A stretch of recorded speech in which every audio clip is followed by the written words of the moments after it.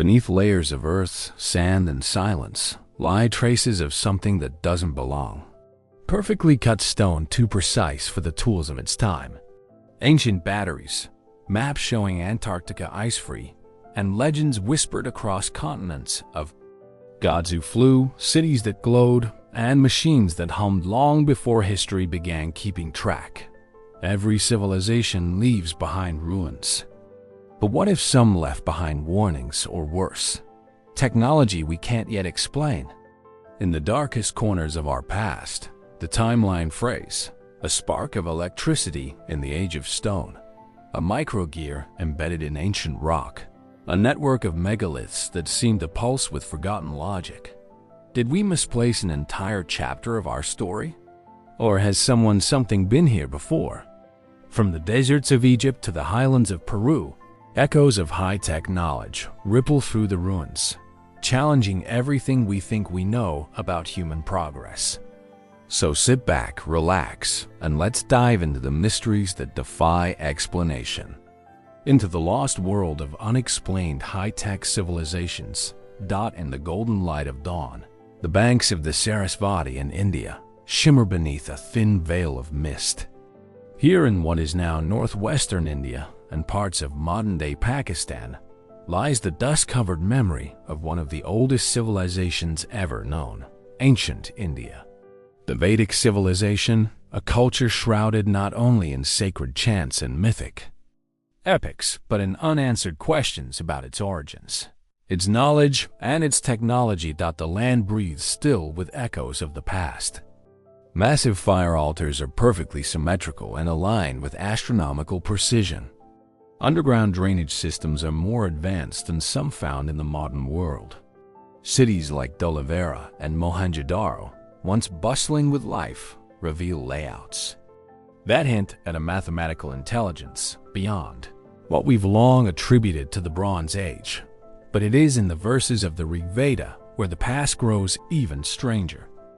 Written in the sacred language of Sanskrit, these ancient hymns speak of flying chariots known as vimanas, powered not by horses or wind, but by something far more enigmatic. Engines, mercury propulsion, even descriptions of aerial battles in the sky. Were these metaphors, poetic allegory, or distorted memories of something real, something technological? The mainstream view holds that the Vedic people were early pastoralists, rich in spiritual tradition, but primitive in material science. And yet, how do we explain their astonishing understanding of cosmology? The Vedas describe the Earth as a sphere suspended in space, discuss the movement of planets, and propose the concept of a universe far older and more complex than any contemporary civilization imagined. Long before Copernicus or Galileo, these ancient texts suggested that the sun, not the Earth, was at the center of our system. Coincidence, intuition, or evidence of a forgotten source of knowledge? Across the subcontinent, enigmatic relics compound the mystery. In the temple city of Hampi, carvings depict objects that look eerily like rockets and flying crafts. In Ora, the Kyasa Temple, a monolithic structure carved from a single rock, is said to have been chiseled out from the top down, with engineering precision we still struggle to replicate today. How did ancient builders, supposedly armed with only chisels and rudimentary tools, achieve such structural harmony and scale? Even more baffling is the town of Mohenjo-daro. In one excavation layer, researchers found human skeletons lying face down in the street, hands clutching each other as if death came suddenly and without warning. Nearby structures appear as subjected to extreme heat, so intense that some stones fuse together. Theories of a massive fire or catastrophe were proposed, but one fringe idea persists, of a blast, not unlike that of a nuclear event. Could it be a mere chance that the Mahabharata, another ancient Indian epic, describes a weapon so devastating that it turned entire cities to ash and scorched the earth as if 10,000 suns had exploded at once? Skeptics are quick to dismiss these ideas as coincidence, as myth misunderstood through a modern lens. But still, the questions linger in the depths of ancient texts. We find knowledge of atoms in the vacuum of time cycles spanning billions of years and of medical procedures like surgery and embryology. The Sushruta Samhita, composed around 600 BCE, or earlier, described surgical techniques that would not be seen again in the West for over 1,000 years. How could such detailed knowledge arise in such early eras? Oral tradition, perhaps? Or was there a different source? Among the more speculative theories, some suggest that the knowledge preserved in the Vedas was not invented but inherited.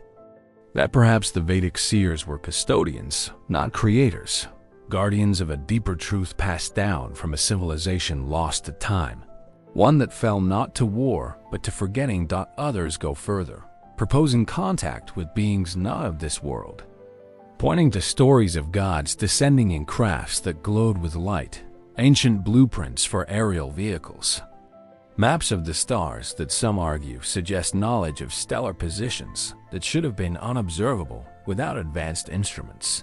But perhaps the most haunting mystery is the Sarasvati River itself, described in detail in the Vedas as a mighty flowing body of water yet absent from the modern landscape. Satellite imagery has since revealed the dry course of what may have once been this lost river, suggesting that the Vedic texts may be older than we thought that they describe. A time not thousands but tens of thousands of years ago. If so, how far back does human memory truly reach? Is it possible that the rise and fall of civilizations is not a linear path, but a cycle where knowledge is gained, lost, and rediscovered again and again? Could the Vedic people be one such rediscovery? Heirs to a past now buried under layers of ash, earth, and silence. We may never know, but as we walk the broken stones of Harappa or read the luminous verses of the Upanishads, a quiet question lingers in the air. What if the past was not as primitive as we think? What if we are the ones who have forgotten? And what then still sleeps beneath the soil, waiting to be remembered? The sands shift with the wind, whispering across the vast desert plateau of Giza, towering above the golden horizon. 3 ancient pyramids cast long shadows that stretch like memories across time. Their silence is haunting, an enduring presence from a civilization whose mastery still humbles the modern world. This is Egypt, not the Egypt of textbooks or tour guides, but something older and perhaps more advanced than we dare to admit. The Great Pyramid of Khufu stands at the center, its weathered limestone casing long stripped away, yet its core remains astonishingly intact. For centuries, scholars have marveled at its construction. Over 2 million stone blocks, each weighing several tons, placed with a precision that rivals modern machining. Some joints are so tightly fitted, even a sheet of paper cannot slide between them. But beyond the craftsmanship lies something more perplexing. The Great Pyramid is not just a tomb. It never contained a mummy. No hieroglyphs adorn its inner walls. No definitive evidence of burial has ever been found inside. What then was its true purpose? Some believe it was a monument of spiritual ascension, aligned not just with the stars, but with deeper cosmological principles.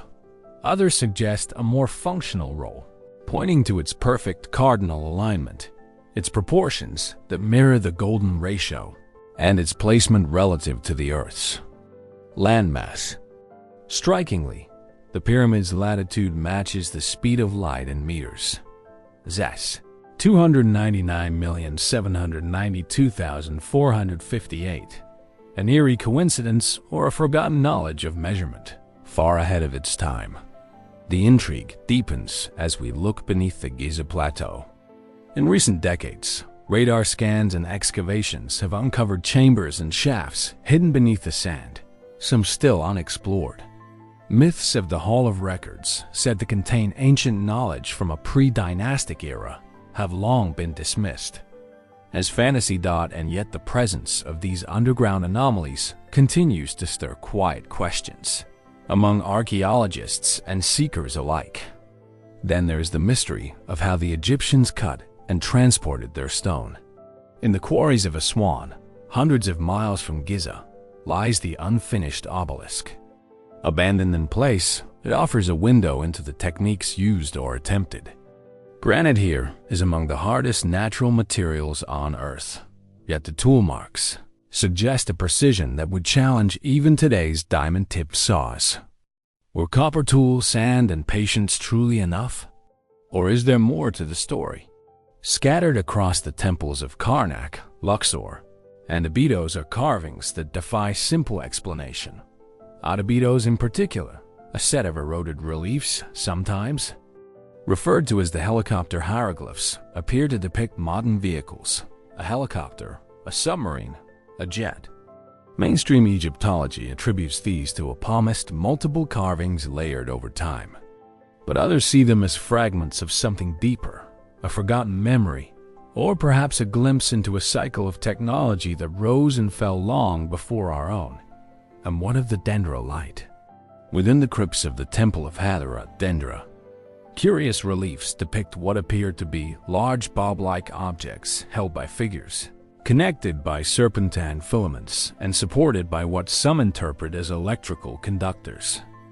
The mainstream view suggests these are symbolic representations of lotus flowers and mythic serpents. Yet, the resemblance to modern electrical tubes has sparked persistent speculation, especially when paired with another strange detail: the absence of soot or smoke residue in many of Egypt's inner tombs and passageways despite the supposed use of oil lamps. Could the ancient Egyptians have used a different form of illumination? Among the most enigmatic figures of Egypt's long history is Imhotep, architect, physician, and priest who designed the step pyramid at Saqqara. Revered as a demigod in later centuries, he was credited with knowledge far beyond his era. Some traditions hint that Imhotep was not merely a man, but a keeper of older wisdom, a survivor of an earlier, more advanced age. Could the grandeur of Egypt have been built atop the ruins of something even older? The ancient texts themselves hint at deep timelines. The Turin King list and writings of Manetho speak of divine and semi-divine rulers who reigned for thousands, even tens of thousands of years before the pharaohs we know. A mythological history that stretches into the mists of time, populated by gods who walked as men and built monuments that still defy full understanding. Even the Sphinx holds secrets eroded by wind and possibly water. Its body suggests an age far older than dynastic Egypt. Some geologists propose that it may date back to a time when the region experienced heavy rainfall over 10,000 years ago.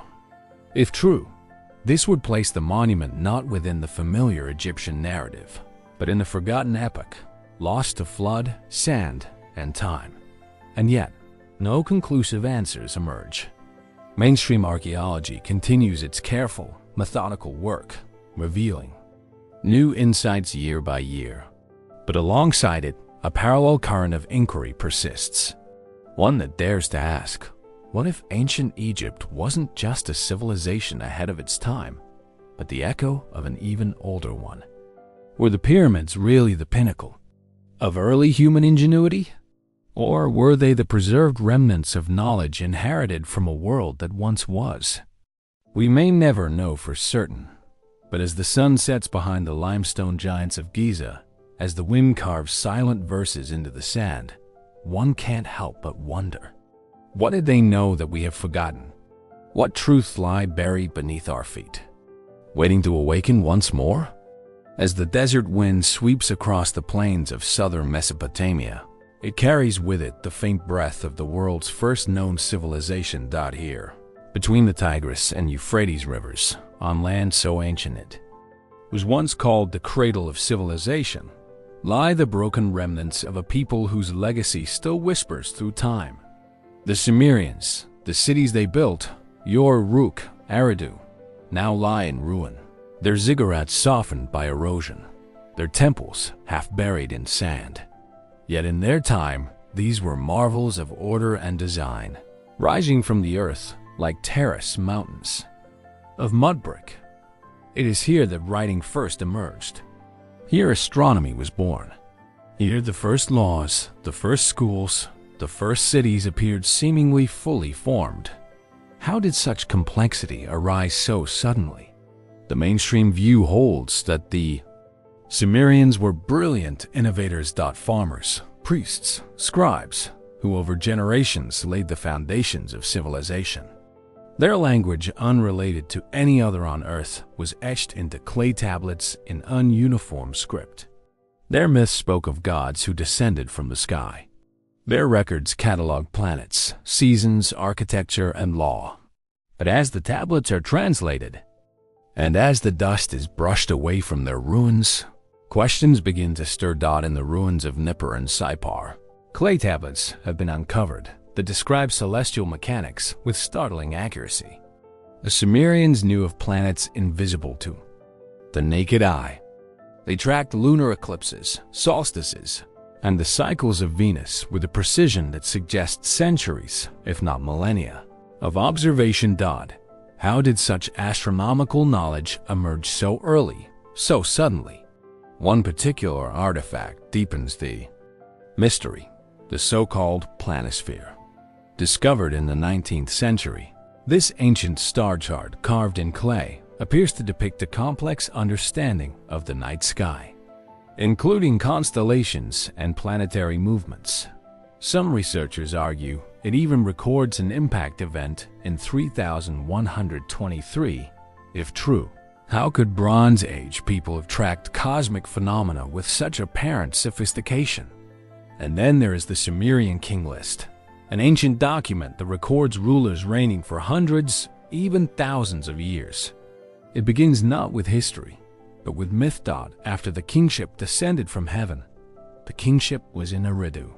These antediluvian kings, rulers from before the flood, are said to have reigned for durations measured not in decades but in millennia. Metaphor, myth, or an echo of a forgotten epoch.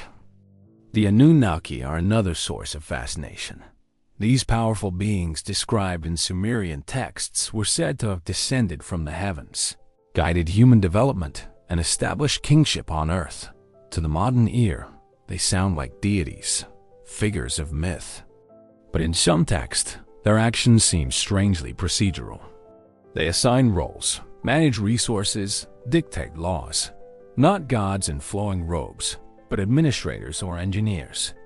A handful of researchers working on the fringe of mainstream scholarship have suggested a controversial idea that the Sumerians were not the originators of their knowledge, but the inheritors of a lost legacy. That they may have been guided by a presence, perhaps extraterrestrial, perhaps terrestrial, but forgotten, that left behind traces of advanced understanding.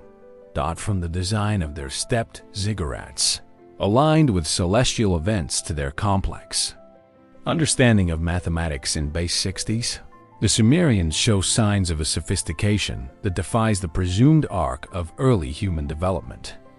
Their myths speak of flying chariots, of weapons that could level cities, of knowledge bestowed by beings from the stars. One Sumerian tablet describes a device called the Me, a kind of divine blueprint that held the rules of civilization, laws, sciences, and arts encoded into physical form. Could such mythic objects reflect a distant memory of lost technology? Even the Baghdad Battery, a set of artifacts found just north of Sumerian lands believed by some to be ancient galvanic cells, has fueled speculation. If early forms of electricity were known, even in rudimentary form, could it be possible that the roots of technological experimentation extend further back than we realize? Of course, mainstream scholars urge caution. Much of what we know of Sumer comes from scattered tablets, many still untranslated. Their myths are poetic, symbolic. Their scientific achievements, while impressive, can be attributed, they argue, to centuries of careful observation and structured thinking. But even among cautious academics, There's a recognition that something about Sumer feels abrupt, that its rise was rapid, its achievements disproportionate to what came before. Was it the result of a forgotten Presumerian culture wiped out by time or cataclysm? Or did the Samaritans tap into something deeper, an ancient well of knowledge left behind by a civilization lost to history? As we sift through fragments of tablets, as we unearn buried ziggurats and decode forgotten scripts, one thing becomes clear. The story of the Sumerians is not finished. It is still being written, still unfolding in clay and stone, in whispers and shadows. And so we are left with a quiet question. Were the Sumerians truly the first great civilization? Or were they, like others across the ancient world, simply the ones who remembered just a little more than the rest?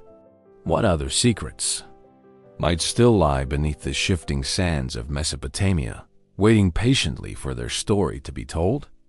High in the Bolivian Andes, nearly 4,000 meters above sea level,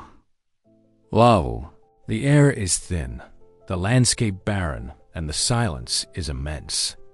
Here on the windswept Altiplano lies a place that continues to baffle archaeologists and captivate seekers of lost knowledge.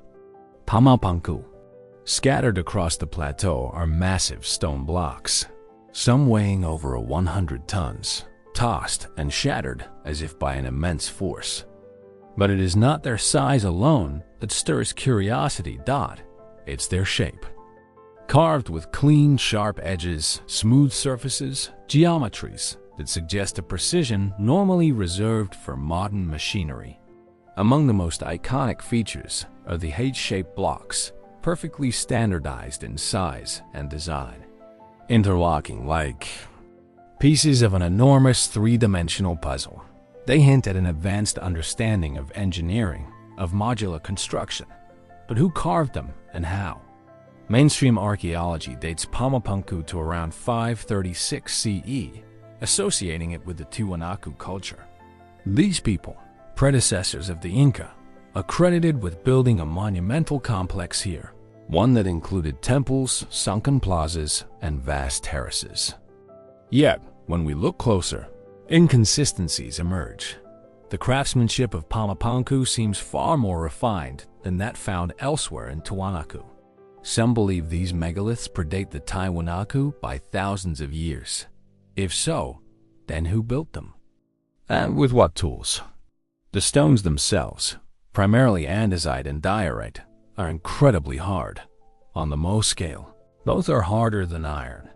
The idea that these stones were shaped using primitive tools, made of bronze or stone, seems at best improbable. Some cuts are so fine they resemble machine-milled surfaces. Drill holes appear perfectly cylindrical. Angles are laser straight. Roofs run in parallel lines, equidistant and clean, as if made with lathes or cutting wheels. Could the builders of Puma Punku have had access to tools now lost to time? Some suggest the possibility of sonic or vibrational technologies, concepts far outside mainstream thought, but curiously mirrored in ancient myths. Others point to the site's advanced understanding of stonework, drainage, and infrastructure. Evidence of a culture that, if not high-tech by our standards, possessed a mastery we have yet to fully grasp. And then there's the matter of transportation. The largest blocks, some over 130 tons, were quarried miles away across Lake Titicaca. How were they moved across mountains, valleys, and water? No wheels, no pack. Animals large enough, no roads that could support such a task. Was it sheer manpower and ingenuity or something else? Local legends add another layer of mystery. The Inca, who came long after Punku had already fallen into ruin, claimed it was built in a single night by the gods, that the stones were moved by sound, that the site itself was sacred, an echo of something that had come before. And the orientation of the site. It suggests advanced astronomical knowledge. The complex was once aligned to cardinal directions with remarkable precision, hinting at a sophisticated understanding of solar and celestial cycles. Some believe the site's layout may have encoded cosmological principles or functioned as a kind of observatory. If true, it places the builders within a lineage of civilizations who not only shaped the earth, but read the stars. Yet much of Punku remains buried. Over the centuries, earthquakes, looting, and time itself have taken their toll. Stones lie toppled and broken, their original configuration unknown. Excavations continue slowly, carefully, but the full story remains elusive. Every discovery seems to raise more questions than answers. Was Punku the work of the Tiwanaku alone? Or did they inherit a foundation, both literally and metaphorically, from an older, forgotten culture?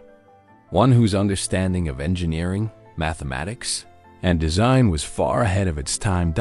Or are we projecting our own technological biases onto a people who, with nothing more than time, will, and ingenuity, achieved what we still struggle to understand? There are no definitive answers, but as the sun sets over the Andes, casting long shadows over the shattered stones, the silence of Punku feels heavy. Not just with age, but with memory. A memory we no longer share. And so we are left to wonder. What did the builders of Punku know about stone, about energy, about the heavens that we have yet to rediscover? What stories lie hidden beneath the soil, waiting patiently to remind us of a chapter in history we never knew existed? Far out in the vast silence of the Pacific Ocean, where the sky meets the water in an endless horizon of blue, there are whispers not of waves but of something. Lost. Not a city, not a kingdom, but an entire continent. A world said to have vanished beneath the sea long before recorded history began. Its name, depending on the source, is Lemura or Mu. The ocean gives no clues, but beneath the surface, in the depths of myth, legend, and scattered ancient texts, an enigma persists. First proposed in the 19th century, not by mystics, but by scientists, Lemura was originally a theoretical landmass, a hypothetical bridge to explain the presence of lemur fossils across Madagascar, India, and Southeast Asia. The idea was eventually abandoned by geology, replaced by the theory of plate tectonics. But by then, the name had already passed into the realm of something deeper, something older, somewhere between science and legend. The concept of Lemuria transformed from a lost land into a lost civilization. Accounts began to emerge from Tamil traditions in southern India, describing a sunken land called Kumari Kandam, a cradle of ancient wisdom swallowed by the sea. From Polynesian chants and oral histories, speaking of a great land to the east, destroyed in fire and water. From the writings of Augustus Lelandjong and James Church, who claimed that Mu was the mother civilization, older than Atlantis, more advanced than any that followed, and home to a people who had unlocked secrets of energy, consciousness, and cosmic alignment. But were these just metaphors for spiritual truths? Or were they echoes of something that once existed and now is gone? Some claim remnants of Lemura still remain, fragments scattered across the Indian and Pacific Oceans. The stone ruins of Nan Madol in Micronia, built on artificial islets with basalt columns that resemble massive organ pipes arranged with puzzling precision. The megaliths of Easter Island, their purpose and placement are still debated. Submerged structures off the coasts of India, Japan, and Yonaguni, some natural, some possibly not, rising like ghosts from the ocean floor. Could these be the broken bones of a sunken past? The legends grow stranger still. Lemura, according to some esoteric traditions, was not merely advanced in architecture or engineering, but in consciousness. Its people were said to have developed telepathy, levitation, and energy manipulation. Some accounts even suggest a technology not of wires and machines, but of resonance, of sound, crystal harmonics, and electromagnetic fields. Did they leave behind clues? In certain temples of South India, Sacred texts reference a pre-Sanskrit language of extraordinary complexity, one that some believe is all that remains of Lamarckian culture, taught in the text of ancient Tibet and Lhasa. Scrolls speak of beings who fled a great cataclysm, bringing their wisdom to the high mountains. Even in Mesoamerican codices, vague allusions to a land in the west that sank without warning hinted a shared global memory of loss. Modern science remains skeptical. No continental shelf or tectonic anomaly supports the idea of a sunken landmass on the scale described by Laurian lore. And yet, sea levels have risen dramatically since the last ice age. Entire coastlines now lie underwater. Entire chapters of human activity drowned with them. Could Lemuria be less a single continent and more a symbol? A name given to many scattered coastal societies, lost when the sea came in. There is a growing body of thought suggesting that global civilizations long before Mesopotamia or Egypt may have flourished during the last glacial period only to vanish in a wave of planetary upheaval. Lemuria and Mu in this light are not fantasies but distorted memories. Myths, yes, but myths seeded with truth.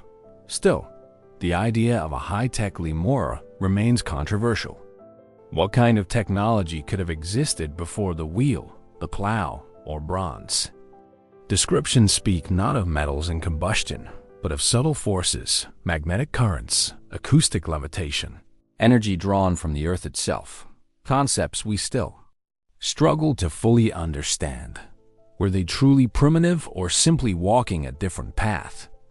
Some look to the unexplained alignments of ancient sites across the globe, wondering if they reflect a once unified knowledge of Earth's energetic grid, a planetary blueprint long forgotten. Others examine the use of specific frequencies in sacred architecture, temples, stone circles, pyramids, as if tuned to a purpose no longer remembered. Could Lemuria have been part of that forgotten harmonic language? Or are we once again reading too much into the silence of stone and sea? As the waves lap gently against the volcanic shores of Polynesia, as coral reefs hide their secrets just beneath the surface, the story remains unfinished. Lemuria is not a place that can be pinned on a map. It is a question, a mirror held up to our own amnesia, a reminder that human history may be deeper, stranger, and more cyclic than we've ever dared to believe. And so we ask again, what if there was a civilization that rose before all others? One that left no cities we can find, but echoes that refuse to fade. What if Lemuria isn't lost, only waiting? On a remote hilltop in southeastern Turkey, where the dry winds of Anatolia stirred the dust across ancient stones, a structure older than history itself lies buried beneath the earth. It was hidden for millennia beneath layers of time until a farmer's plow struck something solid in the 1990s, revealing what would become one of the most profound archaeological discoveries of the modern age. Gobekli. Massive T-shaped pillars rise from circular enclosures, some weighing up to 20 tons. Carved from limestone and arranged with careful precision, they form rings that predate Stonehenge by over 6,000 years. Etched into their surfaces are high-relief depictions of foxes, vultures, scorpions, serpents, and abstract symbols whose meanings remain lost to us. Some of the carvings are so detailed, so anatomically accurate that they challenge what we thought Neolithic artisans were capable of. Yet what is perhaps most startling is not the age or the scale of Gobekli, but what it implies. Conventional narratives place the beginning of civilization around 3000 BCE with the rise of writing, agriculture, and urban life. But Gobekli radiocarbon, dated to as early as 9600 BCE, stands in quiet defiance of that timeline. It was built by people we assumed were still nomadic hunter-gatherers, people without cities, without agriculture, without metal tools. So how did they quarry, transport, and erect such enormous stones? How did they organize labor, plan architecture, and create symbolic art on such a monumental scale? There are no nearby sources of water, no signs of permanent habitation, no cemeteries, no homes, no clear explanation. And yet someone went to extraordinary effort to build it, not once but in layers over centuries, and then mysteriously they buried it. Why did Gobek become a temple, a meeting place for seasonal gatherings, a center for early spirituality where the first myths were carved into stone? Or was it something more, a kind of encoded message, a record of forgotten knowledge, passed down from an earlier age? As archaeologists peel back the earth, the site reveals complex planning. Pillars positioned in astronomically aligned patterns, carvings that seem to echo constellations. Some researchers suggest that Gobekli was a kind of observatory tracking celestial movements long before settled life had even begun. The vulture stone, one of the most famous carvings, has been interpreted by some as a symbolic depiction of the sky with clear references to the constellation Sagittarius, and possibly even a record of a cosmic impact event. Could this place have been built in response to a catastrophe, a warning, a monument marking a moment when the sky changed forever?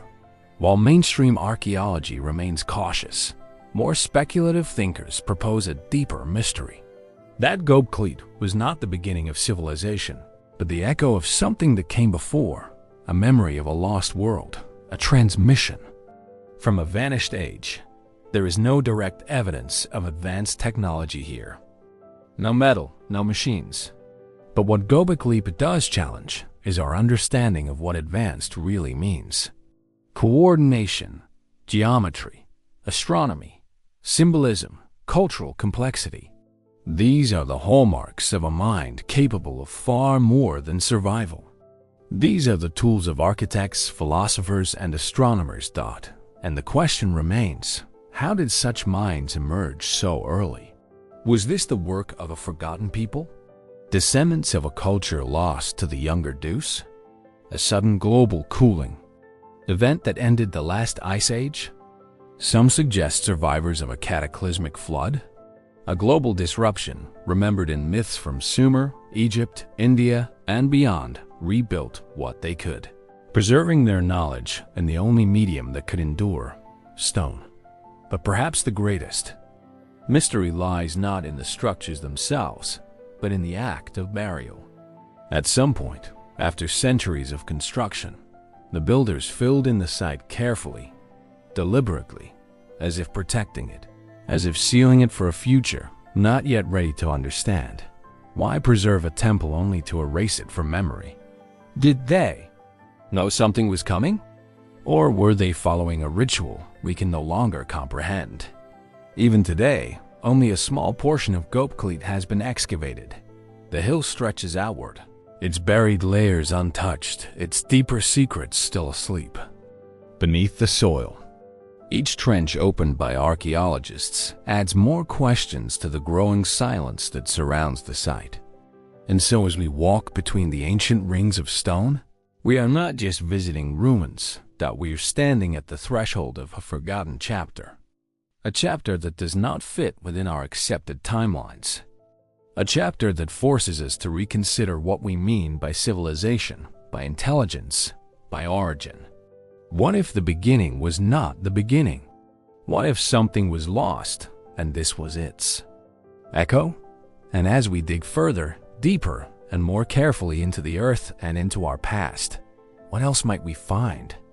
What voices still sleep beneath the dust, waiting patiently to remind us of a world we have not yet remembered? Deep within the emerald expanse of the Central American jungle, colossal stone cities rise like ghosts from the undergrowth, hidden for centuries beneath dense canopies of ceiba trees and strangler figs. They now stand partially reclaimed by time. Pillars, pyramids, and plazas carved with astonishing precision. This is the realm of the Maya. From the soaring temples of Tikal to the mathematical elegance of Chichen Itza, the Maya left behind not ruins, but riddles etched in stone aligned with the stars. Their cities, long deserted before European contact, still pulse with silent questions. Who were these people who charted the cosmos so precisely? How did they build so much with such complexity deep in the forest, seemingly isolated from the technological engines of the old world? And perhaps most curiously of all, why did they vanish? The Maya civilization flourished for thousands of years. Their knowledge of astronomy, mathematics, architecture, and timekeeping rivaled, and in many cases exceeded that of contemporary societies. Their calendar system spanned cycles not of decades or centuries, but of thousands and even millions of years. Their long count calendar begins in 3114 BCE, an epoch that precedes the rise of Sumer and the pyramids of Egypt. How did jungle-dwelling people develop such a vast temporal awareness? Mainstream archaeology credits the Maya with extraordinary observational skill. Using nothing more than the naked eye, they tracked the movements of Venus, Mars, and the Moon. They predicted eclipses. They aligned their pyramids with solar and stellar events, crafting cities as cosmic maps, built not only for life, but for eternity. But how far did their knowledge go? At Kapan and Palank, inscriptions describe cycles of time extending back billions of years into the mythic past to air and epochs we cannot place. At Axmal and Calakmul, intricate layouts suggest not just ceremonial centers, but functional observatories where architecture and astronomy merged in a seamless code. Even more startling are their mathematical feats. The Maya independently discovered the concept of zero long before it appeared in the Old World. Their base 20 system allowed for advanced calculations and numerical precision. But some researchers suggest their numerology hints at something deeper, a coded understanding of resonance, frequency, and cosmology embedded within their timekeeping. Could the Maya have understood time not as linear but cyclical, interwoven with energy and consciousness?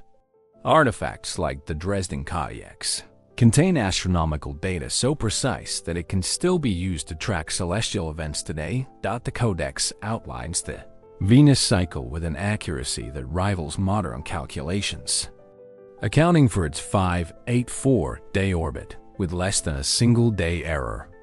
How could they achieve this with no telescopes, no optics, and no known advanced instruments? Even their legends evoke a technological past. In Maya mythology, the gods created multiple worlds destroyed and remade in cycles. The Populvuh, their sacred narrative, speaks of advanced beings, sky travelers, and divine architects who came before humans. It tells of civilizations that rose and fell, of beings who moved between worlds of light and stone. Were these metaphors for the rise and fall of human consciousness or preserve memories of earlier lost knowledge? One of the most enigmatic discoveries is the so-called Maya airstrip at Teal-long causeways that stretch for miles, perfectly straight, raised above the forest floor with no known function. Were they roads, ceremonial paths, or as some fringe theorists speculate, something more enigmatic? Some have suggested these platforms could be remnants of transportation systems or alignments for electromagnetic energy. Ideas far outside the mainstream, yet sparked by the sheer mystery of the constructions. Then there's the temple at Palank. Inside the temple of the inscriptions lies the tomb of the great King Pao. On the lid of his sarcophagus is an image that has launched decades of debate. Pao is depicted in a reclined position surrounded by symbols of fire and motion, his hands gripping what some interpret as controls. To the untrained eye, it looks like a man inside a machine, a rocket even. Scholars insist it is symbolic, representing the journey to the underworld. But once seen through another lens, the image is hard to forget. And yet, the mystery does not lie in a single carving or even a single city. It lies in the silence between the ruins. At its height, the Maya civilization supported millions. They built vast cities with complex infrastructure, reservoirs, aqueducts, elevated roads. Their agricultural innovations fed entire regions without the use of metal tools or beasts of burden. Then between the 8th and 10th centuries, they began to abandon their great urban centers that no signs of war, no great fires, just silence. Why did a civilization of such sophistication walk away from its heart? Drought, environmental collapse, political upheaval, perhaps all of the above. But even in that collapse, the mystery deepens. Some cities like Chichen Itza appear to have been rebuilt, reoriented using knowledge preserved and reshaped as if someone somewhere had tried to restart the cycle to preserve what could still be. Save dot, so we are left with echoes, stone pyramids that map the heavens, glyphs that speak of cycles older than memory, legends of sky beings, timekeepers, and vanished ages. Was the Maya civilization truly an isolated spark of genius? Or was it the last flicker of a fire that once burned much brighter, one that we forgot, but they still remembered? And as we explore more beneath the canopy through LAR scans that reveal hundreds of undiscovered sites, what else will come to light? What ancient technologies, forgotten maps, or coded myths still lie beneath the jungle floor, waiting to rewrite everything we think we know? What if the Maya weren't just builders of stone, but guardians of a far older secret? As the ocean waves roll endlessly across the open sea, there is a silence beneath their surface, vast, ancient, and unknowable. Somewhere beyond the horizon, or perhaps deep below it, lies a name that has haunted human memory for over 2,000 years. Atlantis, first described by the philosopher Plato in the dialogues Timaeus and Critias. Atlantis was said to be a vast island empire beyond the Pillars of Hercules, what we now call the Strait of Gibraltar. It was a land of splendor and complexity, rich in resources, adorned with concentric rings of land and sea, and ruled by a civilization that, according to legend, possessed knowledge and technology far beyond that of its neighbors. But in a single day and night of catastrophe, it was said to have vanished, swallowed by the sea. Is Atlantis merely a myth, a metaphor for political ideals or human hubris? Or could there be fragments of truth buried within the sands of time and the depths of the ocean? Plato was precise. He gave dimensions, locations, timelines, he described a society powered by what he called divine wisdom, a people who built grand temples, irrigation canals, and harbors filled with ships and trade. He wrote of a material called orichalcum, second only to gold, said to have glowed with a reddish hue, a substance so mysterious it remained only in legend until archaeologists unearthed ingots of reddish metal off the coast of Sicily in 2015, sparking renewed debate. Was it the same or merely a coincidence? The question lingers. Could a real civilization have inspired the story? Across the globe, from the Azores to Antarctica, from the Caribbean to the Sahara, dozens of theories have emerged. Some believe Atlantis was a memory of the Minoan civilization, wiped out by a volcanic eruption on the island of Thera around 1600 BCE. The eruption devastated the region and its effects rippled through the Iron world. But the Minoans, while advanced, do not match Plato's description in scale or design. Others point to the Rishat structure in Mauritania, an enormous naturally occurring formation resembling concentric rings eerily reminiscent of Atlantis's fabled layout. Could nature have preserved the blueprint of a once mighty city? But what made Atlantis extraordinary was not just its architecture. It was its implied technology. Plato speaks of an advanced knowledge inherited from the gods. Some interpretations see this as symbolic, referring to wisdom, order, or spiritual enlightenment. But others have read more literally. They point to records of great energy systems, mysterious flying machines, even the control of weather, and crystal-based power sources. These are not details found in Plato's original texts. but they appear later in esoteric writings and channeled accounts that claim to tap into a deeper, older memory. Among the most persistent theories is that Atlantis was not simply an ancient city, but a global civilization. That its knowledge spread across the world before its destruction, leaving behind fragments in Egypt, Mesopotamia, Mesoamerica, and even India. Myths of a great flood appear across cultures, each telling of a time when an age of giants, gods, or golden people was brought to an end by water. Are these coincidences of culture or echoes of a shared catastrophe? The architecture of ancient sites, megalithic stone blocks, cyclopean walls, precise astronomical alignments, often defies the conventional tools of their time. Could they have been influenced by a lost technology? Did the Atlanteans, if they existed, pass on a fragment of their knowledge before the waves claimed their home? Some point to the sudden emergence of civilizations like Egypt and Sumer, appearing seemingly fully formed with writing systems, astronomy, and laws. Could their origins be linked to survivors of Atlantis? And what of the possibility that Atlantis was not just high-tech by ancient standards, but postmodern by ours? A civilization that harnessed subtle energies, geomagnetism, acoustics, crystal resonance. These concepts, once confined to the fringes of science, are now being reconsidered through modern lenses. Could the Earth itself have been part of a greater system of energy, understood, aligned, and utilized by people long forgotten? Mainstream archaeology remains firmly rooted in evidence. No definitive ruins have ever been found.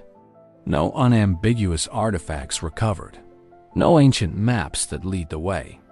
And yet, expeditions continue across sunken coastlines beneath the polar ice and into the myths of remote peoples who remember cities that no longer exist.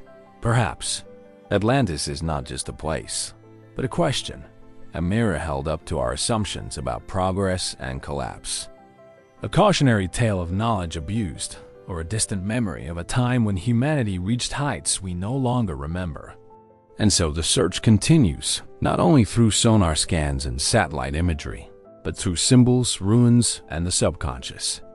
Echoes of stories passed down for generations. The ocean may keep its secrets, but the mind does not forget. And we are left to wonder, what if Plato was not writing fiction, but remembering? What if the ruins of Atlantis still lie beneath the sea or beneath our feet, waiting for the right eyes to see them?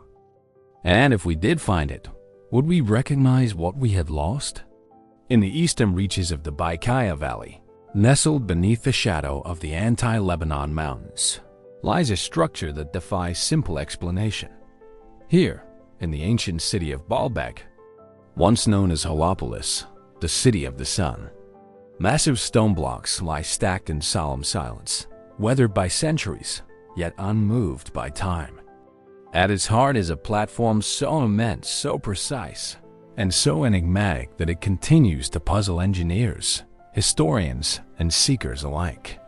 The Baalbek Trilithon.3 colossal stones, each weighing approximately 800 tons, form the retaining wall of a platform upon which later Roman temples were built.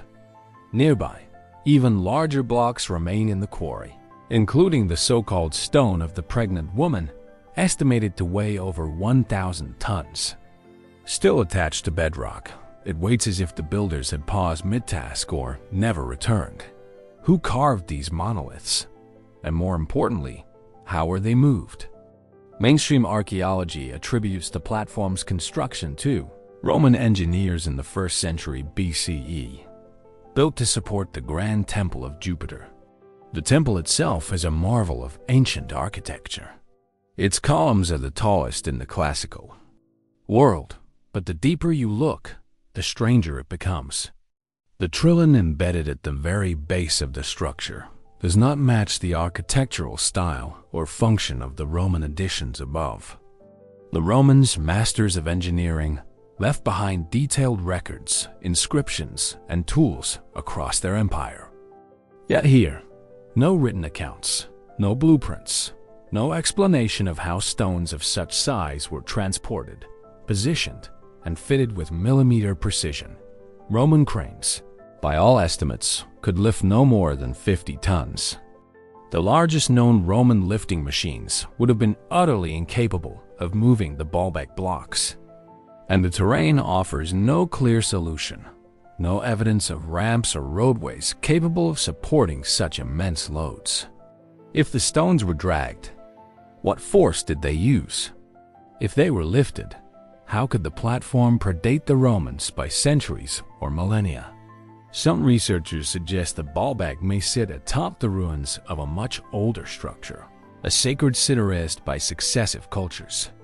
Over vast stretches of time, the Romans may have inherited the foundation, building atop without fully understanding its origins. In this light, the platform becomes not a Roman innovation, but a legacy, an inheritance from a civilization long forgotten.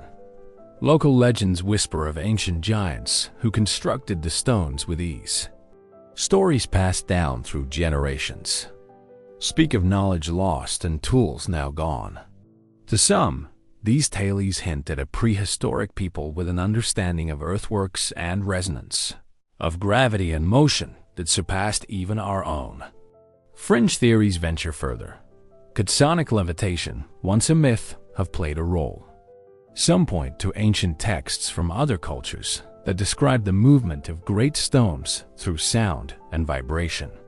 A forgotten science, perhaps, one that interacted with the natural harmonics of the earth. Others speculate about energy grids, geomagnetic manipulation, or unknown mechanical devices, none of which have left a trace, save for the silent stones themselves. Even the choice of material invites questions. The Baalbek blocks are limestone, quarried nearby, but worked with a precision that modern stonemasons would find challenging today. Their surfaces are flat, their edges sharp, and their joints tight, far tighter than necessary for a retaining wall. Why such meticulous effort? And what was the platform originally meant to support? Were the massive stones a foundation for a structure now lost, a temple no longer standing, or were they the focus of the site themselves, part of an engineering feat whose purpose we no longer recognized?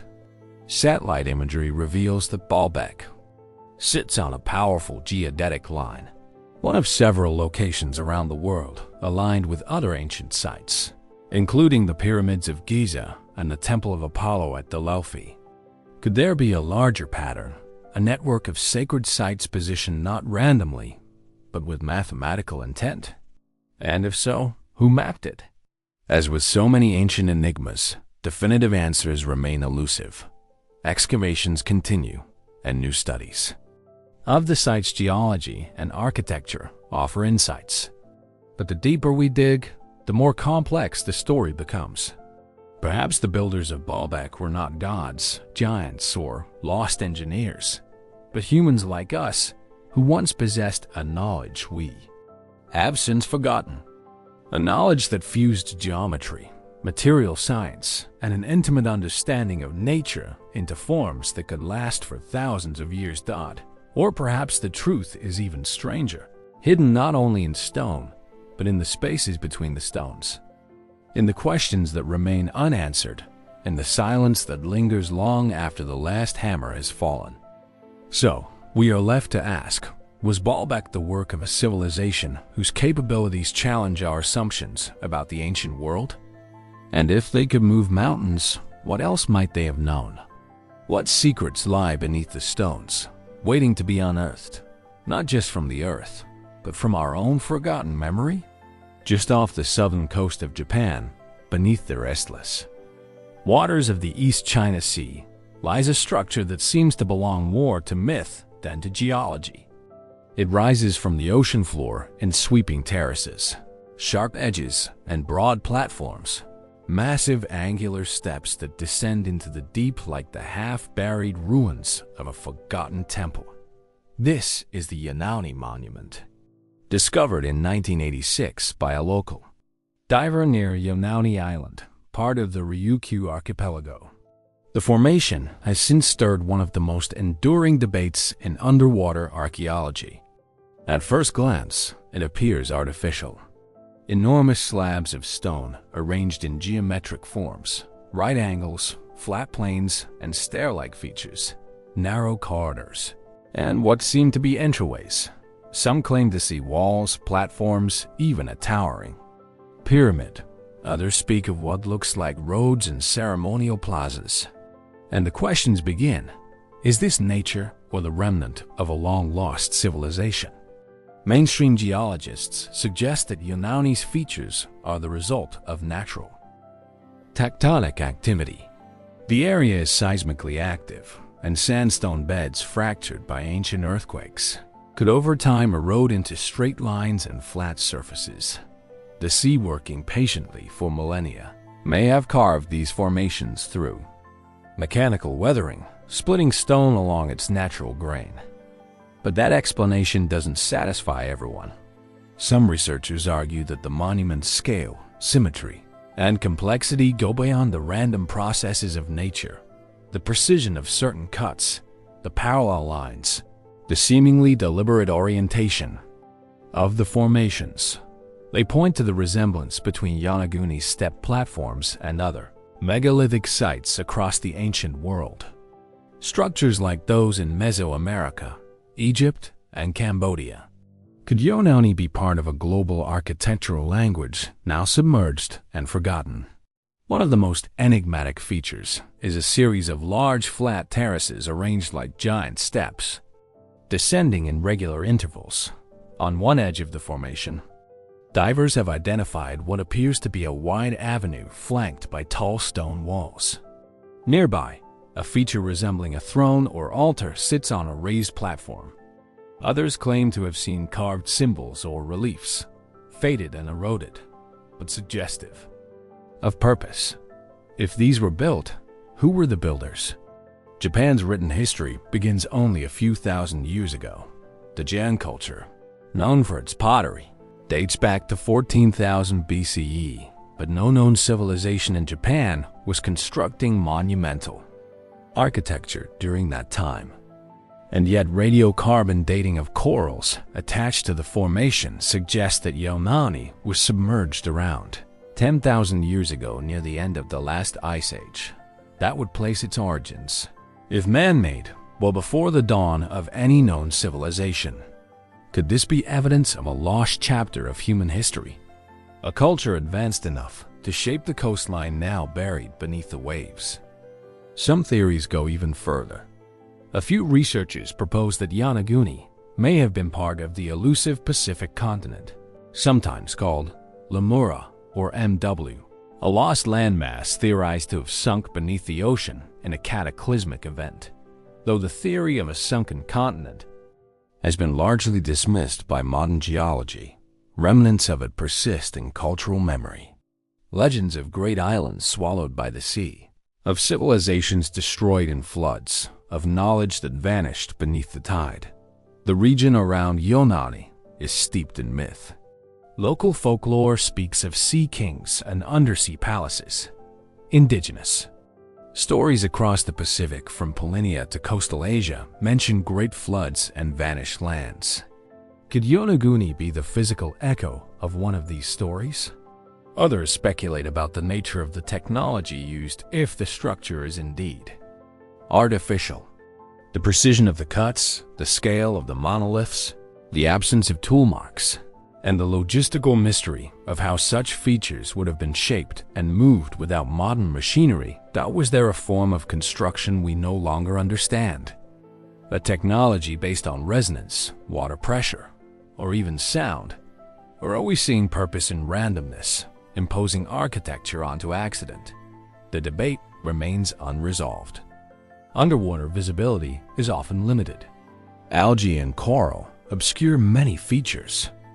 And while some archaeologists and divers argue passionately for artificial origins, others remain cautious, pointing to the dangers of pattern recognition and the tendency to see intention where there is none. But whether natural or constructed, the Yonaguni monument forces us to question the boundaries of memory and time.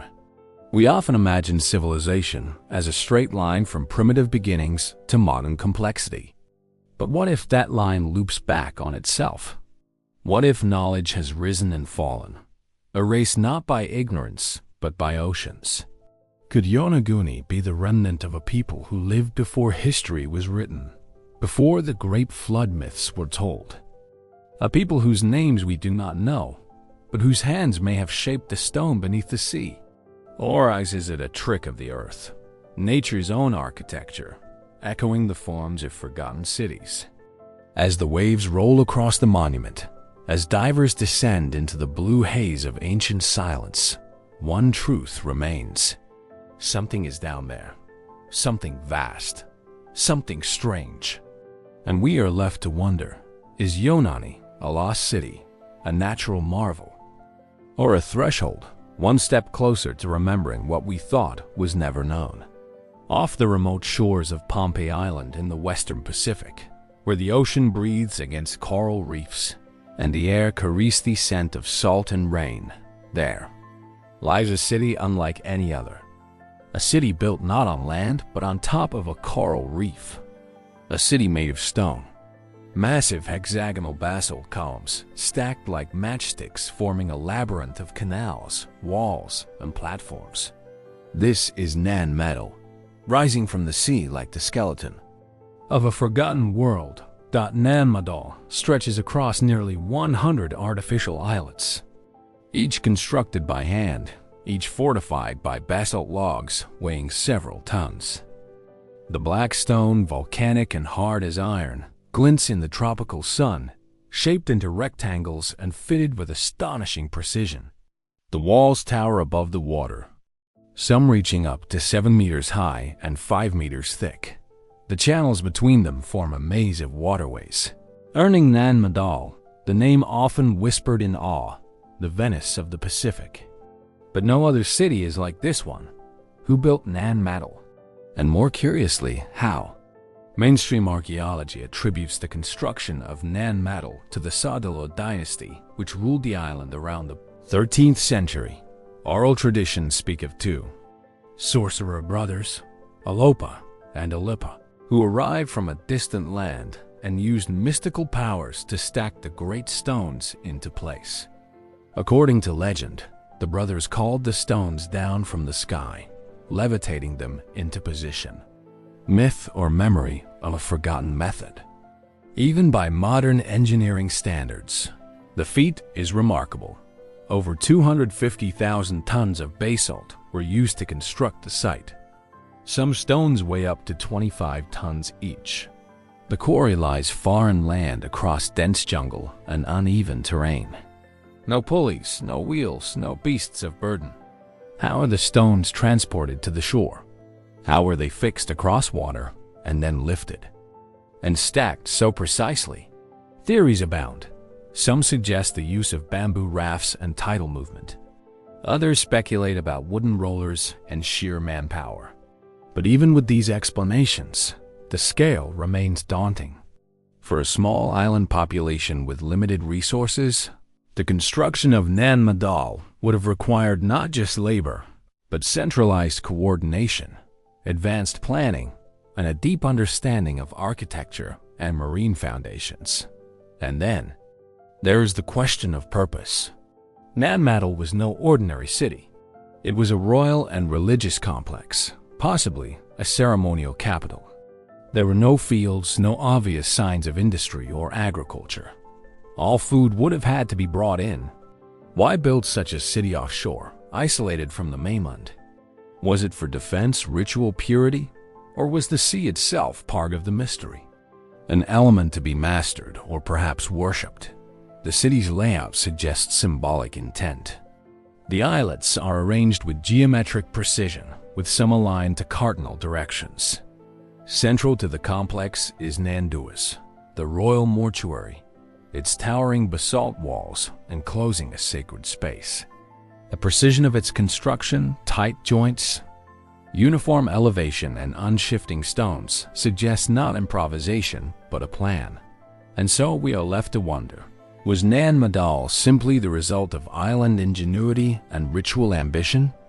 Or was it the final echo of a much older world, one that understood energy, gravity, and stone in ways we have yet to rediscover? What knowledge was lost in the tide? And what still waits beneath the waves, where time and memory sleep side by side, at the edge of the Sahara Desert, where red dust coats the wind and jagged cliffs rise from the parched earth? The Bandiagara escarpment cuts across the Meal landscape like a forgotten spine off stone. Here, nestled among the caves and cliffside dwellings, lives a people whose ancient traditions have stirred one of the most enduring mysteries in ethnographic history: the Dune. For centuries, the Dune people have maintained an intricate cosmology, a system of knowledge passed down through generations, not through writing, but through ritual, symbol, and story.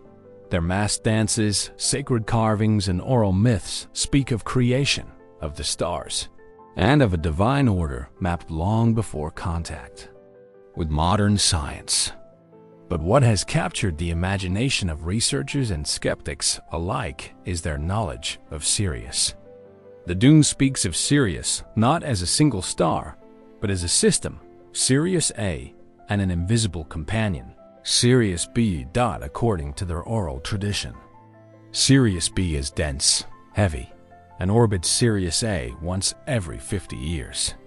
For Western astronomers, these facts were only confirmed in the 20th century when powerful telescopes revealed that Sirius B was indeed a white dwarf star, unseen by the naked eye and possessed of extraordinary mass. The Dune, however, have held this knowledge for generations, perhaps centuries. How the French anthropologists Marcel Grail and Germain Dierlin, who studied the Dune in the 1930s and 1940s, were the first to bring this knowledge to the wider world. They recorded the tribe's teachings, which included complex astronomical data, the elliptical orbit of Sirius B, its period of revolution, and even suggestions of a third star in the system, Sirius C, still debated by astronomers today. The Dune also described the structure of the Milky Way, the rotation of planets, and the idea that the moon was dry and lifeless long before the space age confirmed such details. Could this be a coincidence? Or did the Dune receive this knowledge from a forgotten source? Mainstream scholars suggest that Dune astronomy may have been influenced by modern contact prior to Grail's arrival, that passing missionaries, traders, or colonists may have unknowingly seeded the information into the oral tradition. But the specificity of the Dune cosmology, the precision, the symbolic complexity, the way it is embedded into ritual and worldview makes such a casual transmission seem unlikely. And then there is Memo. In Dune mythology, the Namo are ancestral spirits, amphibious beings said to have descended from the sky in a vessel that landed amid thunder and wind. Described as half fish, half human, they are often associated with water, with the regeneration of life, and with bringing knowledge to humanity. The Dune says the Namo came from the Sirius system, and that they were the first teachers, the ones who imparted order to the universe, and taught the Dune how to live in harmony with the stars. To some, this sounds like a symbolic myth, an origin story no different from others around the world. But to others, it hints at something more. The image of the Namo descending from the sky in a spinning glowing arc has led some researchers to propose a radical possibility that the Dune were visited by beings from beyond Earth, that their knowledge of Sirius B and its orbital behavior was not learned but remembered, passed down from a time when that contact was real. Fringe theorists have linked the Dune to lost civilizations, to ancient astronauts, and to forgotten epochs of high technology, proposing that the Namo were not spirits, but visitors, that their stories are not mythology, but history, veiled in the language of ritual. But perhaps the real mystery lies not in the extraterrestrial, but in the human. How does a remote culture isolated for centuries come to possess such intricate cosmological knowledge? Is it possible that early humans once had a more profound connection to the skies? That their understanding of the universe was not merely observational but intuitive, guided by systems of thought that we no longer recognize as scientific, but once served the same purpose? The Dune do not separate the physical from the spiritual. Their knowledge is woven into every aspect of life, into art, agriculture, music, and movement. The stars are not just points of light, but living entities. Time is not linear, but cyclical. The rhythms of Sirius for them are the rhythms of existence itself. And it raises a question that is more than scientific. It is philosophical. Have we underestimated the knowledge of the ancient world? Not just what they knew, but how they knew. In the caves along the Bandiagara cliffs, in the carved wooden masks and the sacred shrines, the Dune continue to practice their ancient ways, guarding stories that reach beyond time, beyond place, perhaps even beyond Earth. They do not seek to prove their knowledge to outsiders. To them, it simply is. Truth passed from elder to child, encoded in dance, breath, and firelight. And so, we are left to wonder, did the Dune preserve a fragment of cosmic history, a message written not in books, but in blood and song? Or is their knowledge a mirror reflecting not what we think we know, but what we have forgotten to ask? What else sleeps in the wisdom of the world's oldest traditions, waiting quietly to be remembered? Beneath the sunlit streets of Pala, Malta, hidden away from the wind-carved temples and limestone cliffs of the surface, lies a structure so ancient, so meticulously carved that it almost seems impossible. Descend carefully into its cool, dark chambers, and you enter a space that feels untouched by time. Carved entirely by hand into the bedrock over 5,000 years ago, the Hypogeum of Saflieni is not merely a tomb. It is something more. A subterranean world of mystery, resonance, and silence. Passages twist through 3 levels of intricately hollowed stone. Smooth walls curve into organic shapes as though grown rather than excavated. Niches, altars, and chambers emerge from the shadows, interconnected by sloping corridors and hidden openings. And at the heart of it all lies the oracle room, an acoustically tuned chamber where a male voice, when chanted at a specific frequency, causes the entire structure to vibrate. The effect is immediate, visceral. Visitors describe a sensation not only heard in the ears, but felt in the bones, reverberating through the body like an ancient frequency. A forgotten sound designed to stir something deep within. Why would Neolithic builders armed with stone tools craft such a space? And how did they understand acoustic principles so precisely? Mainstream archaeology describes the Hypogeum as a collective burial site used by a sophisticated temple-building society during the Maltese Neolithic period around 4,000 to 2,500 BCE, over 7,000. Human remains were once interred within its chambers, many of them belonging to women and children. Artifacts of shell, bone, and clay were found alongside them. No writings, but symbols etched with care. Spirals, eyes, dots, geometries that speak to something deeper, perhaps cosmological, perhaps ritualistic. Yet, the architecture challenges even the most grounded explanations. Unlike the above-ground megalithic temples of Malta, which are already among the oldest freestanding structures in the world, the Hypogeum was not built of assembled blocks. It was sculpted directly into solid rock with no metal tools, no wheels, no written records. Every chamber, every staircase, every echoing curve carved by hand with such smoothness, symmetry, and precision that it would challenge even modern stoneworkers. And then there is the mystery of the sound, the oracle room. A small circular space seems to act as a resonator. A male voice chanting between 95 and 120 hertz sets the entire chamber humming. Recent acoustic studies suggest that the Hypogeum was deliberately tuned to this frequency range. one that directly impacts the human brain, especially the parts linked to emotion and intuition. Some theorists propose that this resonance could induce altered states of consciousness, that ceremonies held within the Hypogeum were not merely ritual, but sensory transformation. Was this space used for meditation, for healing, for communication with the dead, or was something else entirely?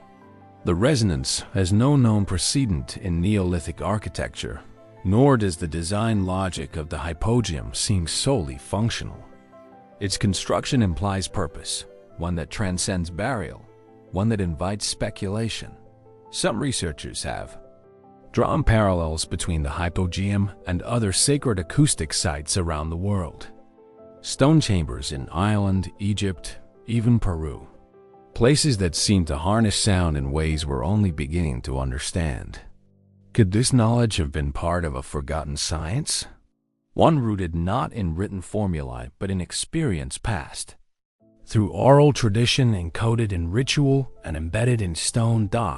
And then there are the legends. Local stories speak of explorers who ventured too deep and never returned. In the early 20th century, a school group allegedly vanished after descending into a lower chamber, according to now lost newspaper accounts. Other stories tell of secret tunnels running beneath Malta, connecting ancient sites across the island. Some say the Hypogeum is the key, the gateway to a network that once spanned the Mediterranean. Officially, only 3 levels of the Hypogeum are open, but beneath the known chambers lies a level that has not been fully excavated. Its corridors partially flooded, its rooms silent and sealed. What lies below remains for now a mystery, and so the Hypogeum endures. It is not a ruin, but a relic, a preserved echo of a civilization that left no written language, but shaped the earth with a purpose we still struggle to comprehend.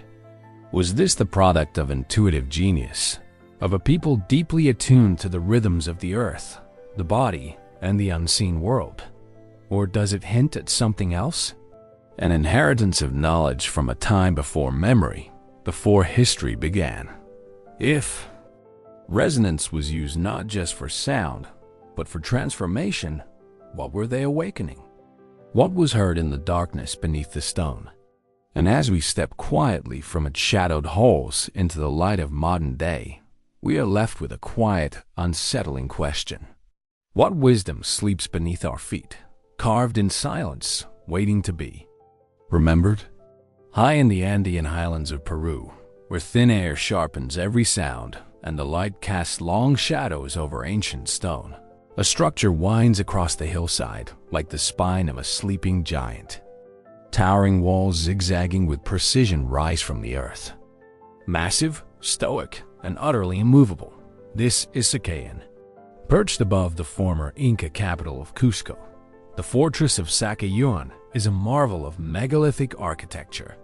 The scale alone is staggering. Some of the stones used in its construction weigh over 100 tons, yet they are fitted together with such uncanny precision that not even a blade of grass can slip between them. No mortar, no visible adhesive, just stone upon stone, cut, shaped, and locked like the teeth of a colossal puzzle. At first glance, the structure seems impossibly advanced for its time. The Inca are credited with its construction, having mastered dry stone masonry and developed extraordinary engineering methods. But many questions remain, questions that grow. More compelling the deeper one looks. How were these stones, some as tall as a house and as heavy as a locomotive, moved from their quarries, transported over rugged terrain, and lifted into place with such flawless alignment? The Inca had no wheels, no draft animals capable of hauling such loads, no iron tools, and yet here they stand, shaped with curved edges, perfectly interlocking corners, and surfaces smoothed to a polish. Mainstream explanations suggest that thousands of laborers using ropes, levers, and sheer determination may have hauled the stones into position over months or even years. Ramps and scaffolds, now eroded or dismantled, might have aided the effort. But even so, the complexity of the stone cuts, many of which have more than a dozen angles, each uniquely tailored to fit the next, seems to demand a level of planning and precision that challenges conventional logic. Could it be that the Inca inherited this site? Some archaeologists and alternative researchers have noted that the lower, larger stones of Sacsayhuamán bear a distinct difference in style from the smaller, more refined Inca additions that sit atop them. The base blocks are megalithic in scale, deeply weathered, and fitted in irregular yet seamless patterns. The stones above, while still expertly carved, follow more linear rectilinear forms. Was Sacsayhuamán built in stages by different cultures across different epochs? The idea isn't without precedent. In many ancient sites, Machu Picchu, Olmecs, Tambo, Baalbek, lower megalithic layers often appear older, heavier, and more enigmatic than the structures built atop them. If the Inca did inherit the foundations of Sacsayhuamán, who then were the original builders, and what techniques did they possess? Among the more speculative theories is the notion that the stones were softened, perhaps through the use of unknown chemical processes or plant-based compounds that could temporarily alter the molecular structure of the rock. Legends from the region speak of a sacred liquid that could make stone malleable like clay. While no such substance has been discovered, the idea persists, fueled by the smooth organic curves found throughout the site. Others point to vibrational tools, technologies that harness sound or frequency to cut and move stone. While such ideas remain on the fringe, recent experiments in acoustic levitation and resonance do hint at unexplored possibilities. Could ancient civilizations have known more about natural forces, earth energy, vibration, even gravity than we credit them for? Then there is the question of purpose. Sacsayhuamán is often referred to as a fortress, but its scale and design suggests something more. The zigzag pattern of the walls is not merely defensive. It mirrors lightning, a sacred symbol in Inca cosmology. From the air, the site resembles the head of a great puma, with the body stretching through the city of Cusco below. Ceremonial plazas, ritual baths, and hidden chambers within the complex hint at deeper spiritual significance. Could Sacsayhuamán have been more than a military stronghold? Perhaps a sacred site aligned with celestial events, harnessing energy from the land, built as a place of convergence between earth and sky. Seismic resilience is also embedded into its design. The interlocking stones are not uniform. They curve and slope, fitting together like the pieces of a multi-dimensional puzzle. When earthquakes strike, the stones shift slightly, then settle back into place. The technique is so advanced that modern engineers continue to study it for inspiration. Was this learned through trial and error, or passed down from a forgotten master builder? And what lies beneath? Subterranean tunnels known as chincanas are rumored to connect Sacsayhuamán to other sites around Cusco, even to the Coricancha temple miles away. Many of these tunnels have collapsed or been sealed. Those who ventured in speak of endless passageways, sudden drops, and strange acoustics. Are these just local tales or traces of a vast underground infrastructure we no longer understand? In the end, Sacsayhuamán stands as a paradox, a place of brute strength and delicate design, of monumental stone and spiritual subtlety. It raises questions about the capabilities of ancient civilizations and about the nature of knowledge lost to time. Were the builders of Sacsayhuamán simply master masons with skills honed through generations? Or did they inherit techniques and perhaps purposes from a civilization far older, whose story remains buried beneath stone? And as we stand before these towering walls, shadows dancing along their flawless seams, we are left with one lingering question. What were they truly building? Walls or something far more enduring? Amid the golden plains and rolling granite hills of southeastern Zimbabwe, tucked beneath the warm skies of sub-Saharan Africa, lies a forgotten city of stone. Silent and still, it rises from the landscape like a memory carved into the earth. These are the ruins of Great Zimbabwe, an ancient stone complex so vast, so enduring, and so mysterious that its very existence rewrote the history of a continent. High stone walls twist and curve without the use of mortar, rising up to 11 meters in height and stretching for hundreds of meters in length. They encircle an intricate network of enclosures, passageways, and platforms, all constructed with a precision that defies the simplicity of their form. Smooth granite blocks, each one shaped by hand, were stacked in interlocking patterns, some weighing hundreds of kilograms. The result is a seamless flow of architecture, curved, harmonious, and remarkably stable. Even after centuries of exposure to the elements, these walls have not collapsed. Who built this place, and how? Mainstream archaeology attributes the construction of Great Zimbabwe to the ancestors of the Shona people, dating its peak to between the 11th and 15th centuries C. At its height, the city may have housed over 20,000 people. It served as a center of trade, politics, and spiritual life, connected to a vast network stretching across the Indian Ocean and into the Arabian Peninsula. Artifacts discovered here, Chinese porcelain, Persian glass, Arab coins, suggest a thriving cosmopolitan city engaged in long-distance dance commerce. But even with these explanations, the scale and precision of Great Zimbabwe continue to provoke questions. How did its builders manage such sophisticated engineering without blueprints or binding agents? How did they quarry, shape, transport, and stack such massive volumes of granite with no wheeled carts or draft animals? And why in a time and place dominated by organic materials, mud, wood, thatch, did they construct this immense complex entirely of stone? There are no written records, no inscriptions, no firm accounts of its founding.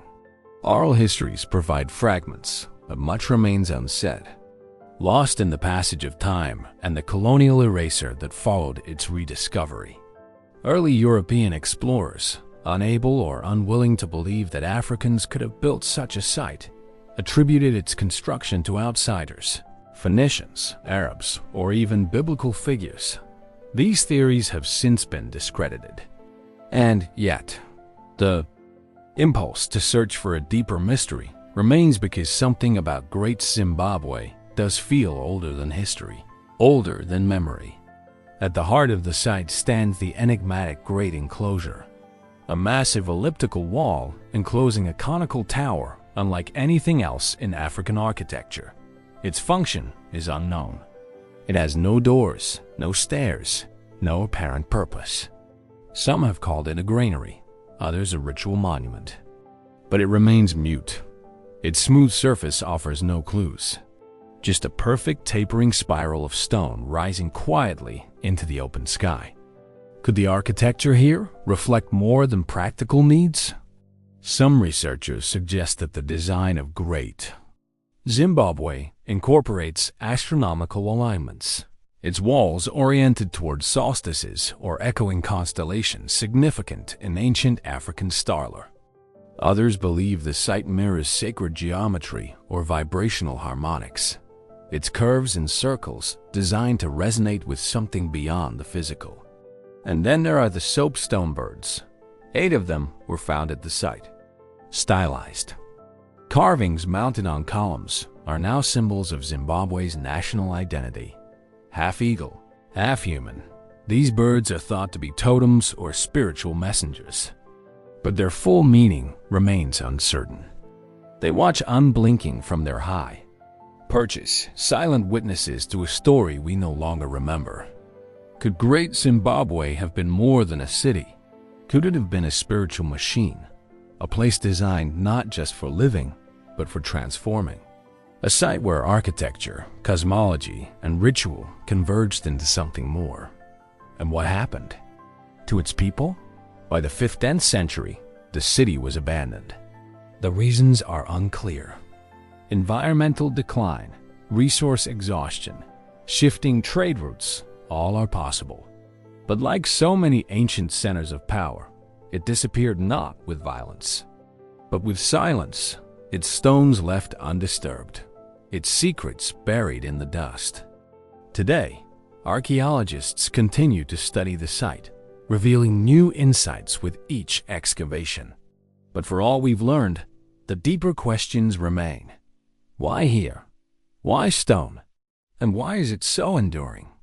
Was Great Zimbabwe the pinnacle of a forgotten chapter in African history, one of advanced engineering, spiritual knowledge, and global connection? Or is it a solitary monument born of vision and necessity, whose builders understood their land in ways we have only begun to imagine? The walls still stand, the birds still watch, and the stones, quiet, ancient, unmoving, continue to ask the question no one can yet answer. What was truly built here? And what remains to be uncovered? Beneath the sweltering sun of southern Florida, surrounded by tropical palms and the quiet hum of passing winds, stands a place that defies easy explanation. Carved from more than 1,100 tons of coral rock, cut, shaped, and stacked with a precision that seems almost improbable, it rises not from antiquity, but from the hands of a single man in the 20th century. This is the Coral Castle. Towering monoliths weighing as much as 30 tons are positioned, so precisely that some pivot with the gentlest push of a finger. A 9-ton gate once swung effortlessly on its axis, balanced so finely that it barely made a sound. There are crescent-shaped walls, spiral obelisks, a functioning sundial calibrated to the minute, and stone chairs placed as if waiting for a vanished council to return.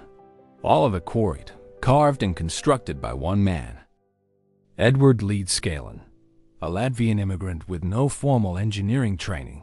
Leedscalen built the Coral Castle over the course of nearly 30 years, working almost entirely alone and only at night.